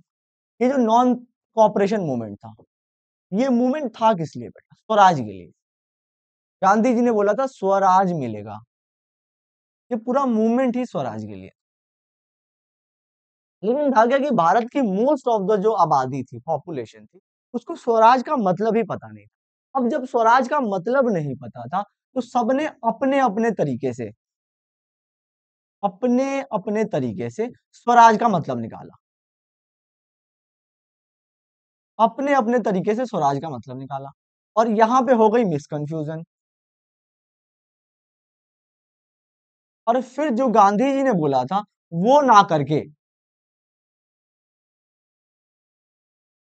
गांधी जी ने जो बोला था लोगों से, लोगों ने वो नहीं किया, उनको जिस चीज से प्रॉब्लम थी वो करना शुरू कर, तो पूरा नॉन कॉपरेशन मूवमेंट डाइवर्ट हो गया। तो वो वाली कहानी हम लोग पढ़ेंगे। सबसे पहले ये कहाँ हुआ? सबसे पहले बेटा ये हुआ अवध में। उत्तर प्रदेश के पास एक जगह है अवध, वहां पे ये सबसे पहले हुआ। चलिए, आपको यहाँ पे मैं समझाने की कोशिश करूँ। Various social groups participated in the non cooperation movement, but each with its own specific aspiration and demand. अलग अलग लोगों ने नॉन कॉपरेशन में पार्टिसिपेट तो किया था, लेकिन सब लोग ना अपना फायदा निकलवाना चाहते, ये नहीं चाहते थे कि देश आजाद हो। सबके अपने अपने इंटरेस्ट थे उसको फुलफिल करने के लिए। और इसी कारण सबने स्वराज का मतलब एक ही निकाला कि अपना जो प्रॉब्लम है वो खत्म हो जाएगा। बट स्वराज का मतलब क्या था? कि देश से अंग्रेज जाएंगे, यानी कि तुम्हारे प्रॉब्लम्स आज से खत्म हो जाएंगे। तो सबने अपने अपने तरीके से स्वराज का मतलब निकाला, और इसके वजह से प्रॉब्लम हुई। सबसे पहली कहानी हम लोग पढ़ेंगे अवध की। जो एग्जाम में बेटा क्वेश्चन आता है कि how how the non cooperation movement went in the country side, ये वर्ड याद रखना, कंट्री साइड का आता है एक्सप्लेन करने के लिए एग्जाम में। ठीक है, तो देखो हुआ क्या भैया। बात कुछ ये थी कि जो अवध में जो पीजेंट्स थे, उनका लीडर था बाबा रामचंद्र। बाबा रामचंद्र अवध में पीजेंट्स के लीडर थे। वो एक सन्यासी थे, और सबसे पहले अंग्रेजों ने उनको फीजी में काम करने के लिए भेजा था। फिर वहां से वो वापस आए और अवध में किसानों के नेता बन गए। कौन? बाबा रामचंद्र। पीजेंट्स को दिक्कत क्या थी अवध में? कि पीजेंट जिस खेतों में खेती करते थे बेटा, याद रखना, ये सारे पॉइंट्स अंडरलाइन कर देता हूं मैं। जिस खेत में खेती करते थे, वहां पे उन्हें बहुत ज्यादा रेंट दिया लिया जाता था उस खेत में खेती करने के लिए, क्योंकि उनके अपने खेत तो थे नहीं मजदूरों के, किसानों के। तो उनसे बहुत ज्यादा रेंट लिया जाता था। एंड मेनी अदर, और भी बहुत सी डिमांडें थी, जैसे कि फिक्स्ड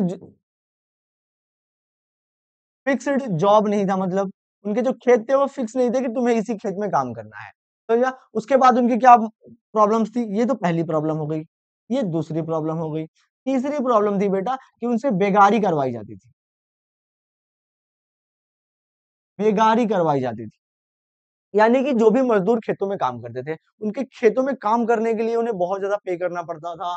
उसके बाद उनको कभी खेत चेंज करा दिया जाता था, उसके बाद ज्यादा ज्यादा भी काम लिया जाता था और पैसा नहीं दिया। तो ये तीन चार प्रॉब्लम्स थी उनकी। अब इन प्रॉब्लम्स को उन्हें लगा जब एनसीएम स्टार्ट हुआ कि हमारी ये प्रॉब्लम दूर हो जाएगी। बल्कि एनसीएम स्टार्ट किस लिए होता? अंग्रेजों को भगाने के लिए। लेकिन किसानों को लगा कि अब हमें जमींदारों से मुक्ति मिल जाएगी। तो गांधी जी का नाम लेके उन्होंने क्या किया बेटा? जमींदारों के घर जलाने स्टार्ट कर दिए, वॉयलेंट फॉर्म्स स्टार्ट कर दिया, एक्शन स्टार्ट कर दिए। अपने व्यक्तिगत फायदे के लिए उन्होंने जमींदारों का घर जलाना स्टार्ट कर दिया। जवाहरलाल नेहरू 1920 में पहुंचे वहां पे, 1920 में, और गांव के किसानों से बात की और कहा कि भैया आप लोगों की जो समस्याएं हैं वो हम दूर करेंगे। लेकिन वो अपने डिमांड पे अड़े रहे। क्या डिमांड थी उनकी भैया? कि रेवेन्यू यानी जो टैक्स लिया जाता है वो कम करो, बेगारी जो है वो खत्म करो और जमींदारों को खत्म कर दो। समाज से जमींदारी खत्म हो जानी चाहिए। अब यहाँ पे आप समझ सकते हो, जमींदारी को एबॉलिश करने की बात कर रहे हैं। अब आप समझ सकते हो कि पूरा मूवमेंट स्टार्ट हुआ था कि भैया स्वराज का मतलब क्या था भैया? स्वराज का मतलब क्या था? कि ब्रिटिशर्स को भगाना है, ब्रिटिशर्स को भगाना है। लेकिन अवध में किसानों ने स्वराज का मतलब क्या निकाला? जमींदारों को भगाना है। भैया जमींदार तो इंडिया के ही थे, जमींदारों को भगाने का। तो यही मैं आपको बताने की कोशिश कर रहा था कि अलग-अलग लोगों ने स्वराज के अलग-अलग मतलब निकाले अपने फायदे के लिए, क्योंकि अब उनके उन छोटे जो किसान थे उनको जमींदारों से दिक्कत थी, तो उन्होंने कहा कि गांधी जी ने बोला है जमींदारों को भगाना है, तो ये पूरा मूवमेंट बेटा अवध में डाइवर्ट हो गया। अवध में ये पूरा मूवमेंट ऐसे करके क्या हो गया, डाइवर्ट हो गया। आई होप आपको समझ में आया होगा। अब देखेंगे प्लांटेशन वर्कर्स का क्या सीन है। प्लांटेशन वर्कर्स यानी जो चाय के बागानों में काम करते हैं उनका क्या सीन है। Plantation workers were prevented from leaving the tea garden without permission as per the Land Immigration Act 1859। कुछ ऐसा सीन था बेटा कि अंग्रेजों के जमाने में अलग अलग इलाकों से, पंजाब, हरियाणा, बिहार, उत्तर प्रदेश, अलग अलग इलाकों से लोगों को उठा के लाया जाता था और चाय के बागानों में छोड़ दिया जाता था। अब इन चाय के बागानों में उनकी पूरी लाइफ गुजर जाती थी, उन्हें पता ही नहीं होता था हम कहाँ पे आए हैं, कितना दूर आए हैं। अब बिना अंग्रेजों की परमिशन के वो चाय के बागानों को छोड़ भी नहीं सकते थे। ये उन्होंने रूल बनाया था जिसका नाम था इनलैंड इमिग्रेशन एक्ट 1859। अब जब वहां के जो काम करने वाले लोग थे उनको ये बात पता चली कि गांधी जी ने नॉन कॉपरेशन मूवमेंट स्टार्ट, तो उनको ना उन्होंने स्वराज को अपने टर्म में उनको डिफाइन किया। उन्होंने स्वराज, उनको लगा कि स्वराज का मतलब ये है कि गांधी जी अब हमें यहाँ से प्लांटेशन से बोल रहे हैं कि यहाँ से निकल जाओ या फिर भाग जाओ, जो रास्ते में है उसे मार और दो और तुम्हें हम क्या देंगे, तुम्हारे गांव में जमीन देंगे खेती करने। तो आप लोग समझ पा रहे हो यहाँ से कि कैसे अलग अलग सोसाइटी के ग्रुप्स ने स्वराज का मीनिंग अपने इंटरेस्ट के लिए निकाला। तो उन्होंने स्वराज का मतलब क्या निकाला? Swaraj meant in the right to move freely and out of confined space. उन्होंने निकाला कि स्वराज का मतलब है कि भैया हम कहीं भी जा सकते हैं और इस कचड़े से भी जा सकते हैं जहां पे हम फंसे हुए हैं, in which they were enclosed, and freedom to maintain links with the native places for the plantation workers in Assam. ठीक है, तो असम में काम करने वाले मजदूरों के लिए स्वराज का मतलब ये था कि हम अपने घर जा सकते हैं, जो कि एक्चुअल में नहीं था। They left plantations and headed toward their homes. और फिर उन्होंने किया क्या, जैसे उन्हें पता चला कि नॉन कॉपरेशन स्टार्ट हुआ है, वो वहां से भाग लिए, चाय के बागानों से भाग लिए। अब गांधी जी ने तो बोला नहीं था भैया कि जो काम कर रहे हो काम छोड़ के भाग जाना। तो प्लांटेशन जहां पे वो काम करते थे वहां से वो अपने घरों के लिए भाग लिए और रास्ते में क्या हुआ बेटा, उन्हें रेलवे और स्ट्राइक्स मिल गई तो वो बेचारे पकड़े गए और पुलिस ने उन्हें बहुत बुरा पीटा, बहुत बुरा पीटा। और ये बेटा प्लांटेशन वर्कर्स ने ऐसे स्वराज को मीनिंग निकाली। ठीक है, तो आप लोग इस बात को याद रखना कि स्वराज का मतलब, स्वराज का मतलब यहां पे देख लो ध्यान से, एक तो अवध वाले, दूसरा प्लांटेशन वर्कर्स। प्लांटेशन वर्कर्स इनके लिए स्वराज का मतलब क्या था, बताओ भाई। इनके लिए स्वराज का मतलब था कि वी कैन मूव फ्रीली, कि हम लोग भैया आराम से कहीं भी मूव कर सकते हैं and go to our home, हम अपने घर भी जा सकते हैं। ये था उनके लिए स्वराज का मतलब। समझ में आ रहा है आप लोगों को? अभी तो ये दो सेक्शंस पढ़े, अभी एक और सेक्शन आएगा, उसने स्वराज का अपना मतलब अपने तरीके से निकाला।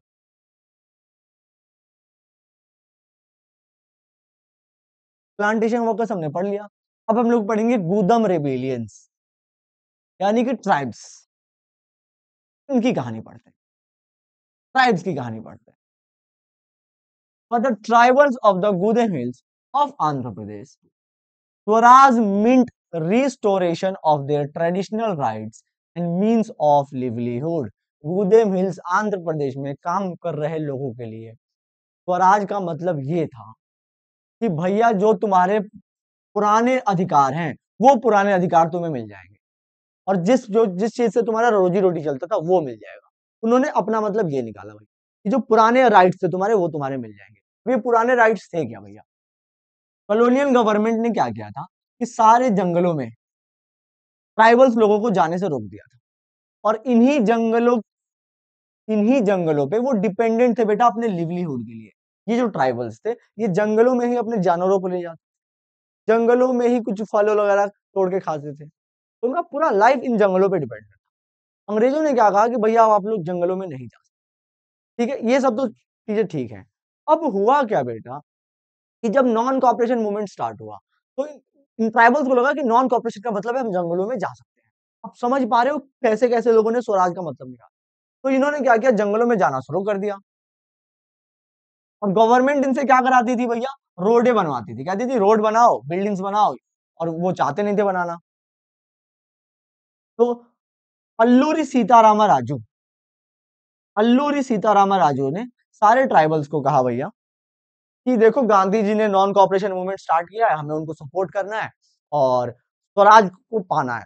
और स्वराज का मतलब है कि जंगल में जाना है, ठीक है। और अल्लूरी सीताराम राजू ने अपने सारे लोगों को लेके गोरिल्ला वार स्टार्ट कर दिया अंग्रेजों के खिलाफ। मतलब ये जंगलों में जाते थे, जंगलों में छुप जाते थे, और जो कोई अंग्रेज दिखता था उसको उठा लेते थे, उठा के उसको मार देते।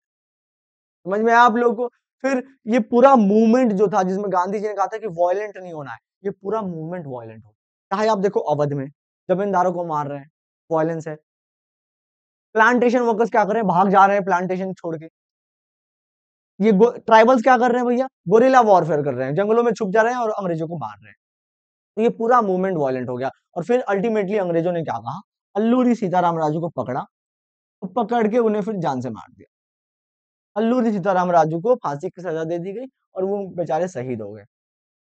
तो अब ये था बेटा नॉन कॉपरेशन मूवमेंट, अलग अलग देश के कोनों में ऐसा सेलिब्रेट किया गया नॉन कॉपरेशन मूवमेंट। और गांधी जी को अल्टीमेटली नॉन कॉपरेशन मूवमेंट वापस लेना पड़ा, क्योंकि पूरे देश में जो एक्चुअल मैसेज था वो नहीं जा रहा था, और जो लोगों के मन में आ रहा था लोग वो कर रहे थे। सिटीज में मूवमेंट सही रहा, लेकिन बाकी देश के कोनों में ये मूवमेंट वैसा। समझे? तो गांधी जी ने नॉन कॉपरेशन मूवमेंट वापस ले लिया। इसके पहले ये वाली स्लाइड पे आपको मैं बता दूं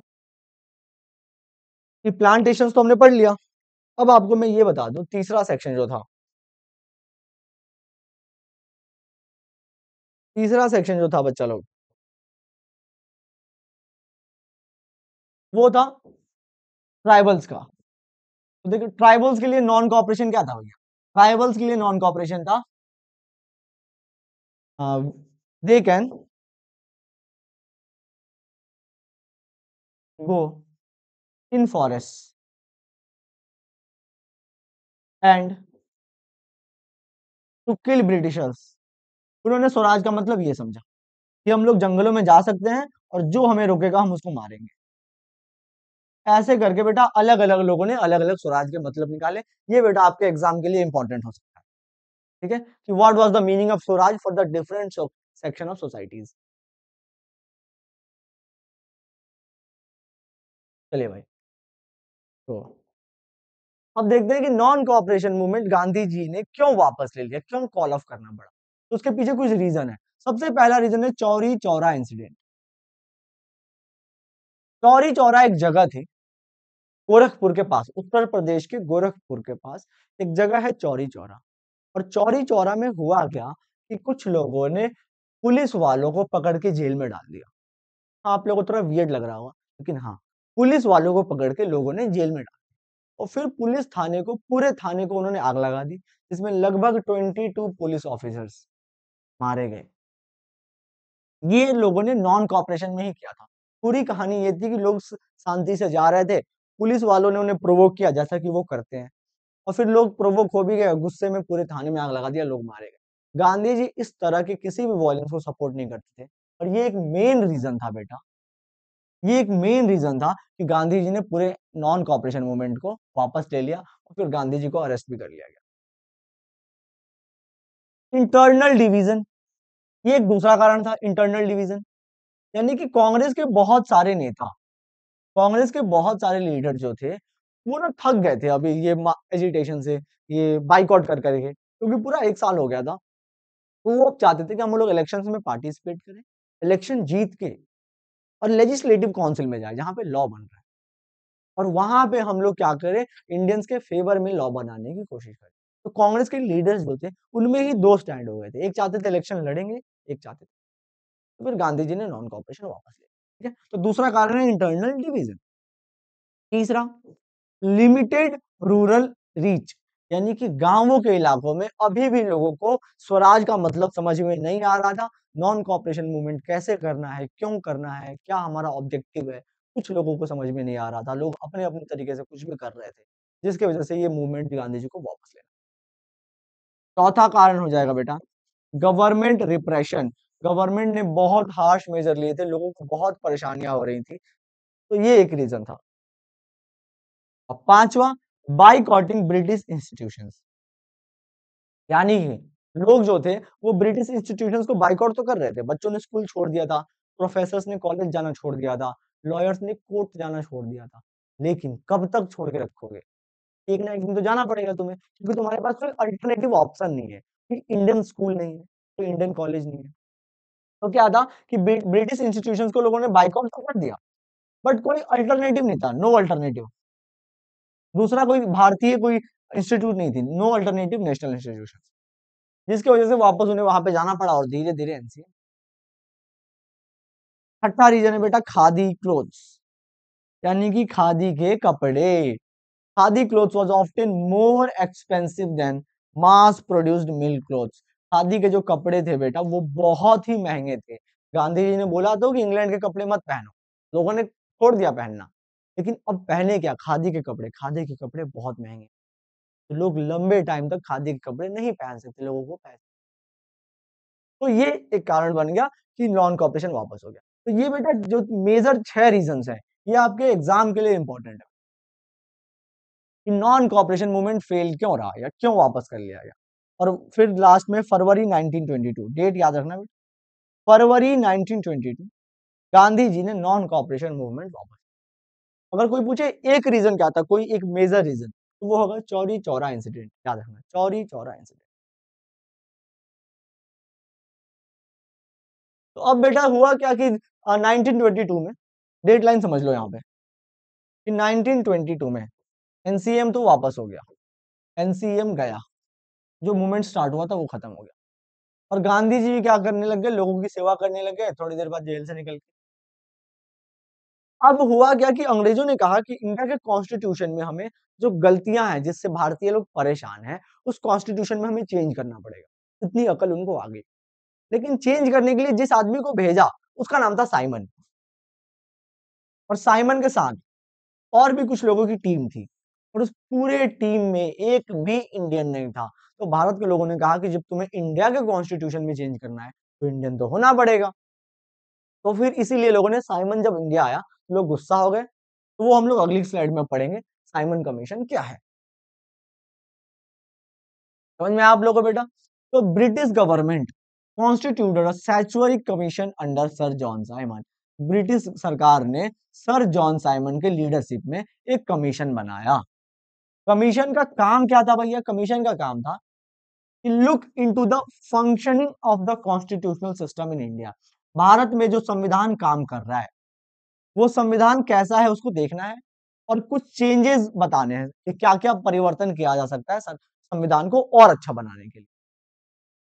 अब हुआ क्या कि इस पूरे साइमन कमीशन में 7 मेंबर्स थे, और जितने भी मेंबर्स थे सारे के सारे ब्रिटिशर्स थे, एक भी इंडियन मेंबर नहीं था।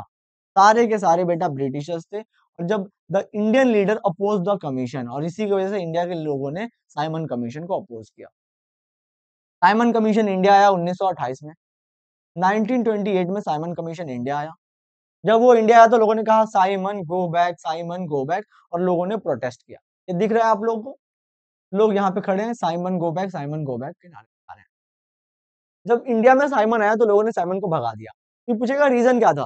Because there was no Indian member, there was no Indian member.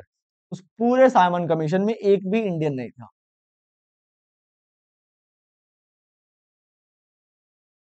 तो लोगों ने साइमन कमीशन को भगा दिया। समझे बच्चा लोग? और इसमें ना पूरे भाग दौड़ में क्या हुआ कि जब पुलिस ने लाठी चार्ज किया तो उसमें हमारे एक नेता लाला लाजपत राय शहीद हो गए। लाला लाजपत राय लाठियों की चोट से शहीद हो गए। ठीक है बेटा, तो ये आप लोग याद रखिएगा।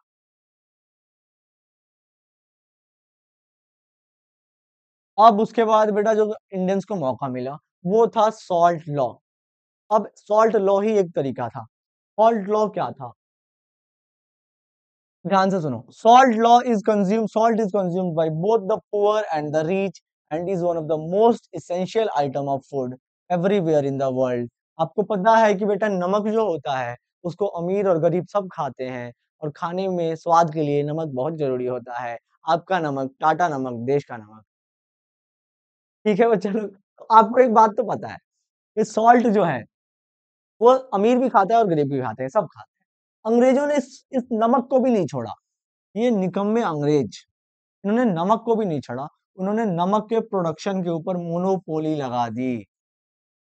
उन्होंने कहा पहले के जमाने में मतलब होता क्या था कि समुंदर के पानी को गर्म करके नमक बनाया जाता था। कोई भी बना सकता था, कोई भी आम आदमी बनाता था और बेचता था, और ऐसे करके उसका घर चलता था। लेकिन अंग्रेजों ने क्या किया, नमक के ऊपर मोनोपोली लगा दी। मोनोपोली मतलब कोई भी नमक नहीं बना सकता, कोई भी नमक नहीं बेच सकता। उन्होंने क्या किया भैया, सॉल्ट के ऊपर टैक्स लगा दिया, और इस टैक्स की वजह से अब अमीर भी परेशान हुए और गरीब तो परेशान ऐसे भी रहते थे।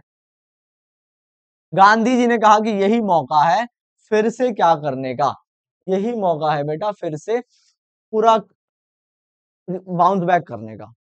गांधी जी ने क्या कहा भैया, हीरो बनने के लिए यहाँ पे 31 जनवरी 1930 को वॉयस राय को एक चिट्ठी लिखी जिसका नाम था इरविन। इरविन को एक चिट्ठी लिखी जिसमें उन्होंने 11 डिमांड्स रखी। इरविन को चिट्ठी लिख के 11 डिमांड्स रखी और कहा कि अगर मेरी डिमांड फुलफिल नहीं होती है 11 मार्च तक, अगर 11 मार्च तक मेरी डिमांड फुलफिल नहीं होती है तो हम सिविल डिसोबीडियंस कैंपेनिंग लॉन्च करेंगे। इरविन को कहा कि भैया जो तुमने नमक पे टैक्स लगाया है, ये अगर टैक्स तुमने कंटिन्यू रखा, अगर इसको वापस नहीं लिया, तो 11 मार्च का डेट याद रखना है। 11 मार्च के बाद मैं पूरे देश में मूवमेंट स्टार्ट करूंगा और मैं तुम्हारी लॉ को तोड़ूंगा। अब आप लोगों को लग रहा होगा कि इरविन डर गया, ऐसा कुछ नहीं है।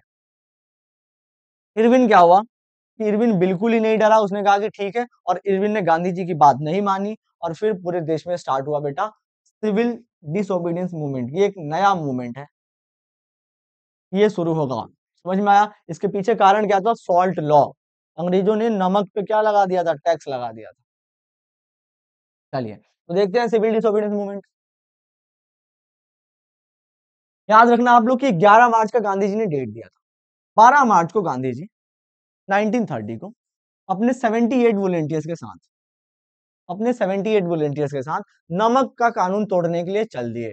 कहां से कहां तक, अपने साबरमती आश्रम जहां पे वो रहते थे, साबरमती आश्रम से कहां चल दिए वो भैया, वो चल दिए डांडी। डांडी एक जगह थी समुंदर के पास, वहां चल दिए। और इसीलिए इस पूरे मार्च को कहते हैं बेटा डांडी मार्च। डांडी मार्च या फिर सॉल्ट मार्च, दो नामों से जानते हैं। स्टार्ट हुआ था 12 मार्च। कौन सा डेट था बेटा, 12 मार्च का वो डेट था। ठीक है, पूरे 24 दिन की उन्होंने यात्रा की और 240 मील कवर किया। रास्ते में उनसे बहुत लोग जुड़ते चले गए, और 6 अप्रैल 1930 को वो कहां पहुंचे बेटा, दांडी पहुंचे। ठीक है, तो याद रखना 12 मार्च को स्टार्ट किया और 6 अप्रैल को वो दांडी पहुंचे। पूरी 24 डेज उन्होंने ट्रैवल किया और 240 माइल का डिस्टेंस उन्होंने कवर किया पैदल। रास्ते में बहुत से लोग उनसे मिलते थे। ठीक है, और वो लोगों को समझाते थे कि कैसे आप लोगों को देश के लिए अपनी नौकरी छोड़ के देश की आजादी के लिए लगना है। ये मूवमेंट पूरा हिट रहा, और उन्होंने दांडी पहुंच के समुंदर के पानी से नमक बनाया, और नमक बना के उन्होंने ब्रिटिश लॉ तोड़ दिया। और पूरे देश में सभी लोगों से कहा कि जहां जहां आप लोग हो वहां पे बेटा सिविल डिसोबीडियंस करो, मतलब अंग्रेजों का जो भी लॉ है उसे तोड़ दो। नाम में ही क्लियर है, सिविल डिसोबीडियंस मतलब अंग्रेजों की बात मत मानो, जितने भी उनके कॉलोनियल लॉज है उन्हें तोड़ो।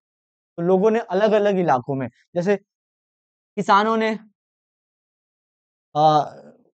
रेवेन्यू देने से मना कर दिया, रेवेन्यू देने से किसानों ने मना कर दिया।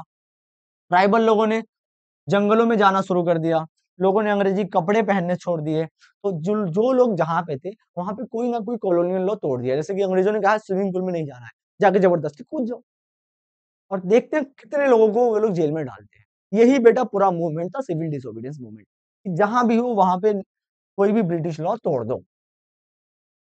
अब हम देखेंगे बेटा इस पूरे मूवमेंट में अलग अलग सेक्शन के लोगों ने कैसे पार्टिसिपेट किया, जैसे एनसीएम देखा था वैसे ही। सबसे पहला था विमेन पार्टिसिपेशन। तो याद रखना बेटा सीडीएम में विमेन ने बहुत ही लार्ज स्केल पे पार्टिसिपेट किया था। उन्होंने मार्चेस गांधी जी के साथ उन्होंने चला था, जैसे आप लोग देख सकते हो यहाँ पे पुरानी इमेजेस में भी। ये देख रहे हो गांधी जी नमक बना रहे हैं समुद्र के पानी से, और कुछ महिलाएं खड़ी हैं उनके पीछे, देख रहे हैं आप लोग। तो महिलाओं ने बहुत अधिक मात्रा में मार्च किया था, और उन्होंने भी नमक कानून तोड़ा था नमक बना के। इसके अलावा उन्होंने विदेशी कपड़े छोड़ दिए थे, शराब की दुकानों को उन्होंने बैन लगवाया था। ठीक है, क्योंकि गांधी जी ने दांडी मार्च के दौरान महिलाओं को समझाया था कि देश तब तक आजाद नहीं होगा जब तक आप देश की आजादी में पार्टिसिपेट नहीं करोगे। तो याद रखना विमेन ने लार्ज स्केल में पार्टिसिपेट किया था। और रिच पीजेंट्स जो अमीर किसान थे उन्होंने पार्टिसिपेट किया था कि नहीं? बिल्कुल किया था भैया, रिच पीजेंट्स ने लार्ज स्केल में पार्टिसिपेट, लार्ज स्केल में।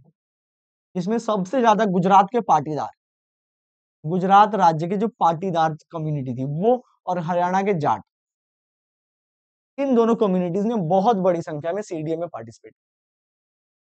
पुअर पीजेंट्स ने, पुअर पीजेंट्स का जो पिछला पार्टिसिपेशन था ना, वो था very less, very less participation था। क्यों था सुन लो ध्यान से, क्योंकि कांग्रेस पार्टी कभी भी पुअर पीजेंट्स के पास खड़ी नहीं रहती थी।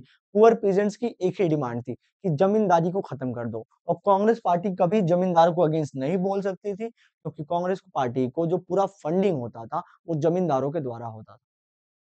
तो कांग्रेस पार्टी कभी भी जमींदारों के अगेंस्ट नहीं बोल सकती, इसीलिए जो पुअर पीजेंट्स थे उन्होंने सीडीए में बहुत कम पार्टिसिपेट किया, बहुत कम। बिजनेस क्लासेस, बिजनेस क्लासेस ने भी पार्टिसिपेट किया लार्ज स्केल पे, याद रखना लार्ज स्केल पे पार्टिसिपेट किया बिजनेस क्लास ने।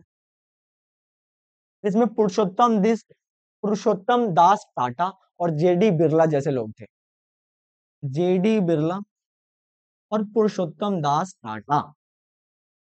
ठीक है, और वर्कर्स जो थे बेटा, वर्कर्स, उन्होंने बस नागपुर में किया था, ओनली इन नागपुर, नागपुर जैसे इलाकों में उन्होंने पार्टिसिपेट किया था, बाकी उन्होंने भी नो पार्टिसिपेशन।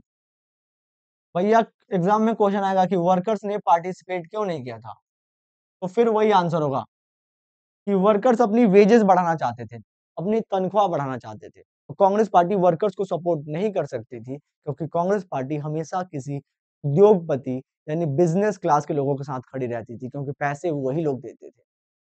तो याद रखना छोटे किसानों ने और वर्कर्स ने सीडीएम में, सिविल डिसोबीडियंस मूवमेंट में बहुत लेस पार्टिसिपेशन किया था। रीजन मैंने बता दिया है।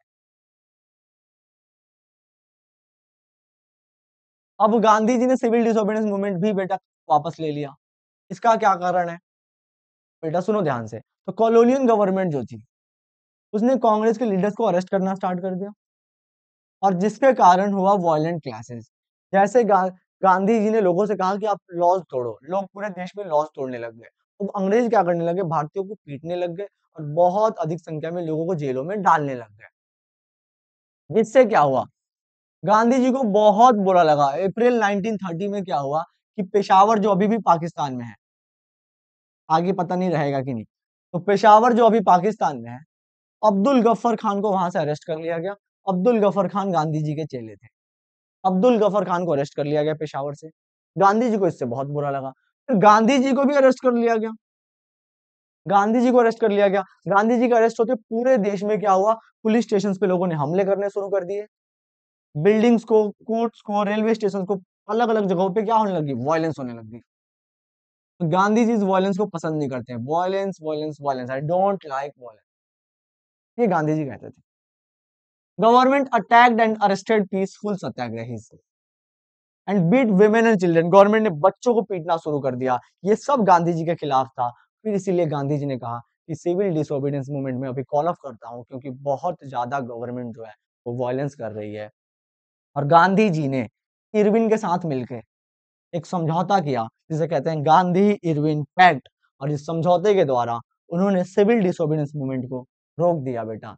तो यहाँ ये था हमारा प्यारा सा सिविल डिसोबीडियंस मूवमेंट। अब क्वेश्चन एग्जाम में आता है कि civil disobedience movement non cooperation movement से कैसे अलग है? तो याद रखना बेटा कि सिविल डिसोबीडियंस मूवमेंट ऐसे अलग है कि नॉन कॉपरेशन में क्या कहा गया था कि अंग्रेजों का कॉपरेट मत करो, लेकिन सिविल डिसोबीडियंस में कहा गया था कि कॉपरेट तो करना ही नहीं है, और कोई नियम है अगर अंग्रेजों का कॉलोनियल नियम तो उसे भी तोड़ दो। कॉपरेट तो इसमें भी नहीं करना था, लेकिन इसमें क्या करना था, लॉज भी ब्रेक करने थे। एनसीएम में विमेन ने पार्टिसिपेट नहीं किया था, सीडीएम में विमेन ने पार्टिसिपेट किया था। सीडीएम में विमेन ने बहुत लार्ज स्केल पे पार्टिसिपेट। मुस्लिम्स मुस्लिम्स ने बेटा एनसीएम में याद रखना, क्योंकि एनसीएम खिलाफत के साथ स्टार्ट हुआ था, तो मुस्लिम्स ने बहुत लार्ज स्केल में पार्टिसिपेशन किया था। लेकिन सीडीएम में मुसलमान दूर थे, क्योंकि तब तक बन चुकी थी मुस्लिम लीग। ठीक है, तो ज्यादातर मुस्लिम जो थे वो मुस्लिम लीग से जुड़े हुए थे। तो मुस्लिम्स का जो पार्टिसिपेशन था वो ऐसा नहीं लिखना कि दे डिडंट पार्टिसिपेटेड, नहीं, उन्होंने पार्टिसिपेट किया था, थोड़ा किया था, lukewarm participation. The movement was called off due to Chaura Chauri. NCM को चौरा चौरी की वजह से रोक दिया गया, और सीडीएम को गांधी और इरविन के समझौते की वजह से वापस ले लिया। एनसीएम का गोल क्या था भैया? पूरी आजादी नहीं, आधी आजादी थी। सेल्फ रूल, एनसीएम एनसीएम जो था उसका बेटा ऑब्जेक्टिव था सेल्फ रूल यानी स्वराज पाना है। और सीडीएम का बेटा जो गोल था यानी ऑब्जेक्टिव जो था वो था total independence, complete independence. Complete independence. Exam में बेटा क्वेश्चन आता है कंप्लीट इंडिपेंडेंस की मांग कांग्रेस के कौन से सेशन में की गई थी? एमसीक्यू आता है बेटा, तो याद रखना 1929 लाहौर सेशन, जहां पे सबसे पहली बार कंप्लीट इंडिपेंडेंस की मांग की गई थी। Lahore session 1929, Lahore session 1929। इसके चेयरमैन थे बेटा कौन? जवाहरलाल नेहरू। ये तीन एमसीक्यूज आपके कवर हो गए। चलो भाई, तो एनसीएम और सीडीएम जो है ये ऐसे करके अलग अलग है। गांधी इरविन पैक्ट देखते हैं भैया। अभी आप लोगों ने समझा कि सीडीएम को खत्म करने के पीछे जो नियम था वो था गांधी इरविन पैक्ट। तो गांधी इरविन पैक्ट जो था, याद रखो, गांधी इरविन पैक्ट महात्मा गांधी और लॉर्ड इरविन के बीच हुआ एक समझौता था, जो 5 मार्च 1931 को हुआ था, 5 मार्च 1931। इस एक्ट के प्रोविजंस क्या थी? इरविन ने कहा गांधी जी से कि पहले आप सीडीएम खत्म करो तब मैं आपसे बात करूंगा। गांधी जी ने कहा ठीक है। तो सबसे पहला provision, calling off the CDM, civil disobedience movement. फिर इरविन ने कहा भैया कि अब आपको चाहिए आजादी, आजादी मैं तो दे नहीं सकता, तो आप जाओ लंदन। तो गांधी जी को कहा गया कि सेकेंड राउंड टेबल मीटिंग के लिए आप लंदन जा सकते हो।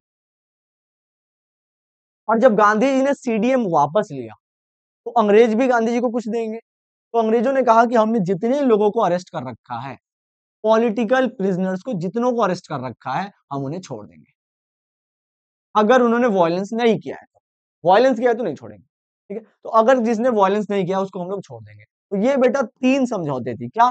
गांधी जी सीडीएम को खत्म करेंगे, Gandhi ji second round table meeting के लिए लंदन जाएंगे, और फिर जितने लोगों को यहां पे अरेस्ट किया गया इंडिया में उसको ब्रिटिशर्स छोड़ देंगे। इसीलिए गांधी इरविन पैक्ट बेटा एग्जाम के लिए इंपॉर्टेंट हो जाता है, इसके प्रोविजंस याद कर लेना। अब हम देखेंगे बेटा इस पूरे मूवमेंट में मुस्लिम्स का क्या रोल था। सीडीएम में, सिविल डिसोबीडियंस मूवमेंट में मुस्लिम्स का क्या पार्टिसिपेशन था? तो अभी आप लोगों ने, जब मैं एमसीएम और सीडीएम में डिफरेंस बता रहा था तो आपको बताया था कि मुस्लिम्स का पार्टिसिपेशन सीडीएम में बिल्कुल न के बराबर था, देवर लुकवॉर्म। क्यों भैया? क्योंकि याद रखो, देखो, majority of the Muslims political organisations were lukewarm in the response of CDM movement. बहुत सारे मुस्लिम्स ने सीडीएम में पार्टिसिपेट नहीं किया था। अब रीजन समझ लो क्यों। The decline of non cooperation, क्योंकि जब 1921 में नॉन कॉपरेशन स्टार्ट किया गया तो मुस्लिम्स ने नॉन कॉपरेशन में बढ़ चढ़ के भाग लिया था। लेकिन उसके बाद देखा मुस्लिम्स ने कि 1920 के बाद जो कांग्रेस पार्टी है वो बहुत ज्यादा क्लोज हो चुकी है किसके? हिंदू रिलीजियस लीडर्स के, जैसे कि हिंदू महासभा। हिंदू महासभा के क्लोज हो गई है कांग्रेस। कांग्रेस की जो बेटा इमेज थी कि कांग्रेस बिल्कुल ही न्यूट्रल पार्टी है, ना हिंदुओं की ना मुस्लिमों की, 1920 के बाद कांग्रेस का ये वाला इमेज खत्म, क्योंकि कांग्रेस किसके क्लोज हो गई? हिंदू महासभा के। हिंदू महासभा की कांग्रेस क्लोज हो गई। ये बात देख के मुसलमानों ने कांग्रेस से दूरी बना ली। ठीक है बेटा, और उन्होंने अपनी पार्टी को सपोर्ट करना मतलब स्टार्ट कर दिया, जो था मुस्लिम लीग। ठीक है, और यही एक रीजन था, यही एक रीजन था बेटा जिसकी वजह से मुस्लिम सीडीएम से दूर रहे। इसमें कुछ और बातें याद कर लेना, जैसे 1928 में कांग्रेस ने हिंदुओं को और मुस्लिम्स को दोनों को जोड़ने की कोशिश की थी 1928 में, ताकि दोनों सीडीएम में पार्टिसिपेट। तो 1928 में कोशिश तो की थी, लेकिन उस मीटिंग में जो मोहम्मद अली जिन्ना थे, मोहम्मद अली जिन्ना, उन्होंने जो डिमांड रखी थी मुस्लिम्स के लिए, जिसका नाम था सेपरेट इलेक्टोरेट, वो डिमांड बेटा, वो डिमांड सुनते ही हिंदू महासभा के लीडर जो वहां पे थे, हिंदू महासभा के लीडर्स जो वहां से थे, उन्होंने बोला कि नहीं, ये डिमांड फुलफिल नहीं हो पाएगी। और उस मीटिंग में ही क्या हो गया, हिंदू महासभा और मुस्लिम लीग में क्या हो गया, टेंशन हो गया, जिससे पूरा डिस्कशन जो हो गया बेटा बेकार हो गया। और ये बेटा कुछ रीजंस था कि मुस्लिम्स ने क्यों पार्टिसिपेट नहीं किया। अब तो अब है बेटा कि ठीक है भैया, मुस्लिम तो समझ में आएगा, दलित का बताओ, दलितों ने पार्टिसिपेट किया था कि नहीं किया था? दलितों के साथ भी भैया सेम सीन है। क्या सीन है कि लॉन्ग टाइम तक कांग्रेस जो थी वो दलितों को इग्नोर करती रही। क्यों इग्नोर करती रही? क्योंकि कांग्रेस पार्टी किसके क्लोज थी बेटा? कांग्रेस पार्टी हमेशा हाई क्लास हिंदू, मतलब जो अपर कास्ट हिंदूज थे, उनके क्लोज रही कांग्रेस पार्टी। लंबे टाइम तक दलितों की मांग को इग्नोर करते रहे। तो जब दलितों को कांग्रेस पार्टी इग्नोर करेगी, तो दलित भी तो अपना कोई ना कोई सोल्यूशन खोजेंगे। गांधी जी ने ट्राई किया कि दलितों को इंटीग्रेट करें, दलितों को अपने साथ रखें। उन्होंने बहुत सारे बेटा प्रोग्राम्स लॉन्च किए। गांधी जी ने खुद जाके वॉशरूम साफ किए, ताकि लोगों को पता चले कि ये जो काम है ये भी एक अच्छा काम है। तो ऐसे गांधी जी ने कोशिश की दलितों को अपने साथ लेके चलने की, लेकिन दलितों को पता था कि कांग्रेस पार्टी जो है वो अपर क्लास हिंदूज के लिए काम करती है। इसीलिए डॉक्टर भीमराव अंबेडकर की लीडरशिप में, डॉक्टर भीमराव अंबेडकर की लीडरशिप में सारे दलित जो है उन्होंने एक अपनी पार्टी बनाई, जिसका नाम था depressed class association, depressed classes association. और सेकेंड राउंड टेबल मीटिंग में जब गांधी जी गए थे लंदन, तो अंबेडकर को भी बुलाया गया था। वहां पे गांधी और अंबेडकर के बीच में टेंशन हो गया, क्योंकि सेकेंड राउंड टेबल मीटिंग में दलित्स को अंग्रेजों ने क्या दे दिया था? सेपरेट इलेक्टोरेट, सेपरेट इलेक्टोरेट दे दिया था। गांधी इस बात से नाराज हो गए और वहां से भाग लिए। तो ये पूरी जो टेंशन थी अंबेडकर और गांधी के बीच में, काफी वो हो गई, ज्यादा हो गई। और इसलिए दलित जो थे वो ज्यादा अंबेडकर के साइड चले गए, यानी डिप्रेस्ड क्लास एसोसिएशन नाम की अपनी पार्टी को सपोर्ट करने लगे, कांग्रेस को सपोर्ट नहीं किया। और दलितों का जो पार्टिसिपेशन था सिविल डिसोबीडियंस मूवमेंट में, वो बहुत कम था, क्योंकि ये मूवमेंट कांग्रेस का मूवमेंट। समझ में आप लोगों को? अब हुआ क्या कि ये कहानी तो आपको समझ में आ गई कि सेकंड राउंड टेबल मीटिंग में, सेकंड राउंड टेबल मीटिंग में दलितों को मिल गया सेपरेट इलेक्टोरेट। एक और बात समझ में आ गई कि गांधी जी ये नहीं चाहते थे कि मिले। तो गांधी जी इंडिया आए, और इंडिया आके सेकंड राउंड टेबल मीटिंग में दलित को मिल गया सेपरेट इलेक्टोरेट। तो गांधी जी इंडिया आ गए, और इंडिया के उन्होंने इसको अपोज किया और बोला कि भैया मैं फास्ट पे बैठ जाऊंगा, मतलब मैं अब खाना ही नहीं खाऊंगा, मर जाऊंगा, मुझे नहीं रहना। तो गांधी जी बेटा बैठ गए स्ट्राइक पे। गांधी जी के स्ट्राइक पे बैठते ही अंबेडकर जी की आंखों में आंसू आ गए। और फिर गांधी और अंबेडकर के बीच में सितंबर 1932 में एग्रीमेंट हुआ कि ठीक है भैया, आप खाना खाइए, हमें सेपरेट इलेक्टोरेट हम ठुकरा देंगे। तो अम्बेडकर ने क्या किया भैया कि जो सेपरेट इलेक्टोरेट था उसको ठुकरा के उन्होंने कहा कि ठीक है, हम रिजर्वेशन पे एग्री हो जाएंगे। और उन्होंने एक्सेप्ट कर लिया रिजर्वेशन, कहां पे? प्रोविंशियल और सेंट्रल लेजिस्लेटिव काउंसिल में। समझ में आया आप लोग को? कि ये पूरी बात समझ लो कि दलितों को जो सेपरेट इलेक्टोरेट मिला था सेकंड राउंड टेबल में, उसको अंबेडकर ने नकार दिया, रेफ्यूज कर दिया, और एक्सेप्ट क्या किया? Reservation, reserved seats in provincial and central legislative council. समझ में आया आप लोग को? और गांधी जी भी खुश हो गए और अंबेडकर भी खुश हो गए। और यही गांधी और इरविन के बीच जो समझौता हुआ था, उसे कहते हैं बेटा पूना पैक्ट। क्या कहते हैं उसे? पूना पैक्ट कहते हैं। ठीक है, अब बेटा सीडीएम में आप लोगों को एक बार मैं बता देता हूं, यहाँ पे सीडीएम में समझ लो ध्यान से। सीडीएम में देखो, अब समझ लो कि अलग अलग सेक्शंस का पार्टिसिपेशन कैसा रहा। जैसे सबसे पहले मैं बात करूं वेमेन की, तो आप बताओ विमेन्स ने पार्टिसिपेट किया था कि नहीं किया था? किया था सर, बहुत लार्ज स्केल में किया था। क्यों किया था? क्योंकि दांडी मार्च में गांधी जी बहुत से विमेन से मिले थे, और मिलके उन्हें समझाया था कि भैया अगर आजादी के लिए तुम लोग नहीं लड़ोगी, देश आजाद। अब आता है भैया कि वर्किंग क्लास में देखते हैं। वर्किंग क्लास, वर्किंग क्लास में दो लोग आते हैं, एक आते हैं वर्कर्स और एक आते हैं बिजनेसमैन। बिजनेसमैन ने पार्टिसिपेट किया था कि नहीं किया था सर, लार्ज स्केल पे पार्टिसिपेट किया था और उन्होंने फंडिंग दी थी, पैसे दिए थे कांग्रेस पार्टी को। वर्कर्स ने किया था कि नहीं, नहीं, नो पार्टिसिपेशन, क्योंकि कांग्रेस पार्टी कभी वर्कर्स को सपोर्ट नहीं करती थी। क्यों नहीं करती थी? क्योंकि वर्कर्स चाहते थे कि हमारी वेजेस बढ़े और कांग्रेस पार्टी कभी भी बिजनेसमैन को नहीं कह सकती कि वर्कर्स की पेमेंट बढ़ाओ। अब आता है बेटा कि फार्मर्स, देखते हैं फार्मर्स का क्या सीन। फार्मर्स ने पार्टिसिपेट किया था, तो जो जमींदार थे, जमींदार जमींदार ने पार्टिसिपेट किया था, यस उन्होंने किया था, क्योंकि उनको चाहिए थी टैक्स रिलैक्सेशन और कांग्रेस उनकी बात रखती थी। अब आता है क्या छोटे पीजेंट, स्मॉल फार्मर्स, इन्होंने किया था? नहीं भैया, स्मॉल फार्मर्स ने नो पार्टिसिपेशन, क्योंकि फिर again Congress party small farmers की बात नहीं मानती थी, वो चाहते थे जमींदारी खत्म करो, और कांग्रेस पार्टी कभी नहीं कह सकती कि जमींदारी खत्म हो, क्योंकि जमींदार कांग्रेस को सपोर्ट करते। अब आता है क्या मुस्लिम्स ने पार्टिसिपेट किया था? मुस्लिम्स ने क्या था, तो देवर ल्यूक वॉर्म, यानी उनका पार्टिसिपेशन ज्यादा नहीं था, क्योंकि वो मुस्लिम लीग को सपोर्ट करते थे। फिर क्वेश्चन आता है कि क्या दलित्स ने पार्टिसिपेट किया था? दलित्स का पार्टिसिपेशन ऑलमोस्ट नॉट, बिल्कुल ही ना के बराबर था, क्योंकि वो अंबेडकर के साथ खड़े थे। तो ये है बेटा सिविल डिसोबीडियंस मूवमेंट में सबके पार्टिसिपेशन की पूरी स्लाइड, ये बहुत इंपॉर्टेंट है। और आज का बेटा सबसे last question, sense of collective belonging, यानी कि भारतीयों ने गांधी जी की लीडरशिप में बहुत सारे मूवमेंट्स किए, नॉन कॉपरेशन किया, सिविल डिसोबीडियंस मूवमेंट किया। अब क्या था कि ये कलेक्टिव बिलोंगिंग, यानी कि इतना बड़ा देश जिसमें अलग अलग लैंग्वेज बोलने वाले लोग हैं, इस पूरे बड़े देश को कलेक्टिव बिलोंगिंग यानी यूनिटी कैसे लाएंगे? तो यूनिटी लाने के 4-5 फैक्टर्स थे बेटा, वो 4-5 फैक्टर्स देख लो। सबसे पहला फैक्टर फिगर आर इमेज, एक इमेज बनाई गई। सबसे पहली इमेज बंकिम चंद्र चट्टोपाध्याय या बंकिम चंद्र चटर्जी ने भारत माता की इमेज ऐसे बनाई, उन्होंने वंदे मातरम गाना लिखा, और वंदे मातरम गाना में उन्होंने कहा कि हमारा जो देश है वो एक माता का देश है, यानी भारत माता। तो लोगों को पूरे क्रॉस द इंडिया, कश्मीर से लेकर कन्याकुमारी तक लोग इसे कनेक्ट कर पाए। तो पहला स्टेप ये था, फिगर के द्वारा यूनाइट करने की कोशिश की। दूसरा बेटा फोकलोर, फोकलोर का मतलब होता है बेटा कि पुराने पुराने गाने, पुरानी कहानियां लोगों को बताई गई कि हम कितना महान थे, तो लोगों को समझ में आया कि अच्छा हाँ हाँ भैया ये बात तो सही है।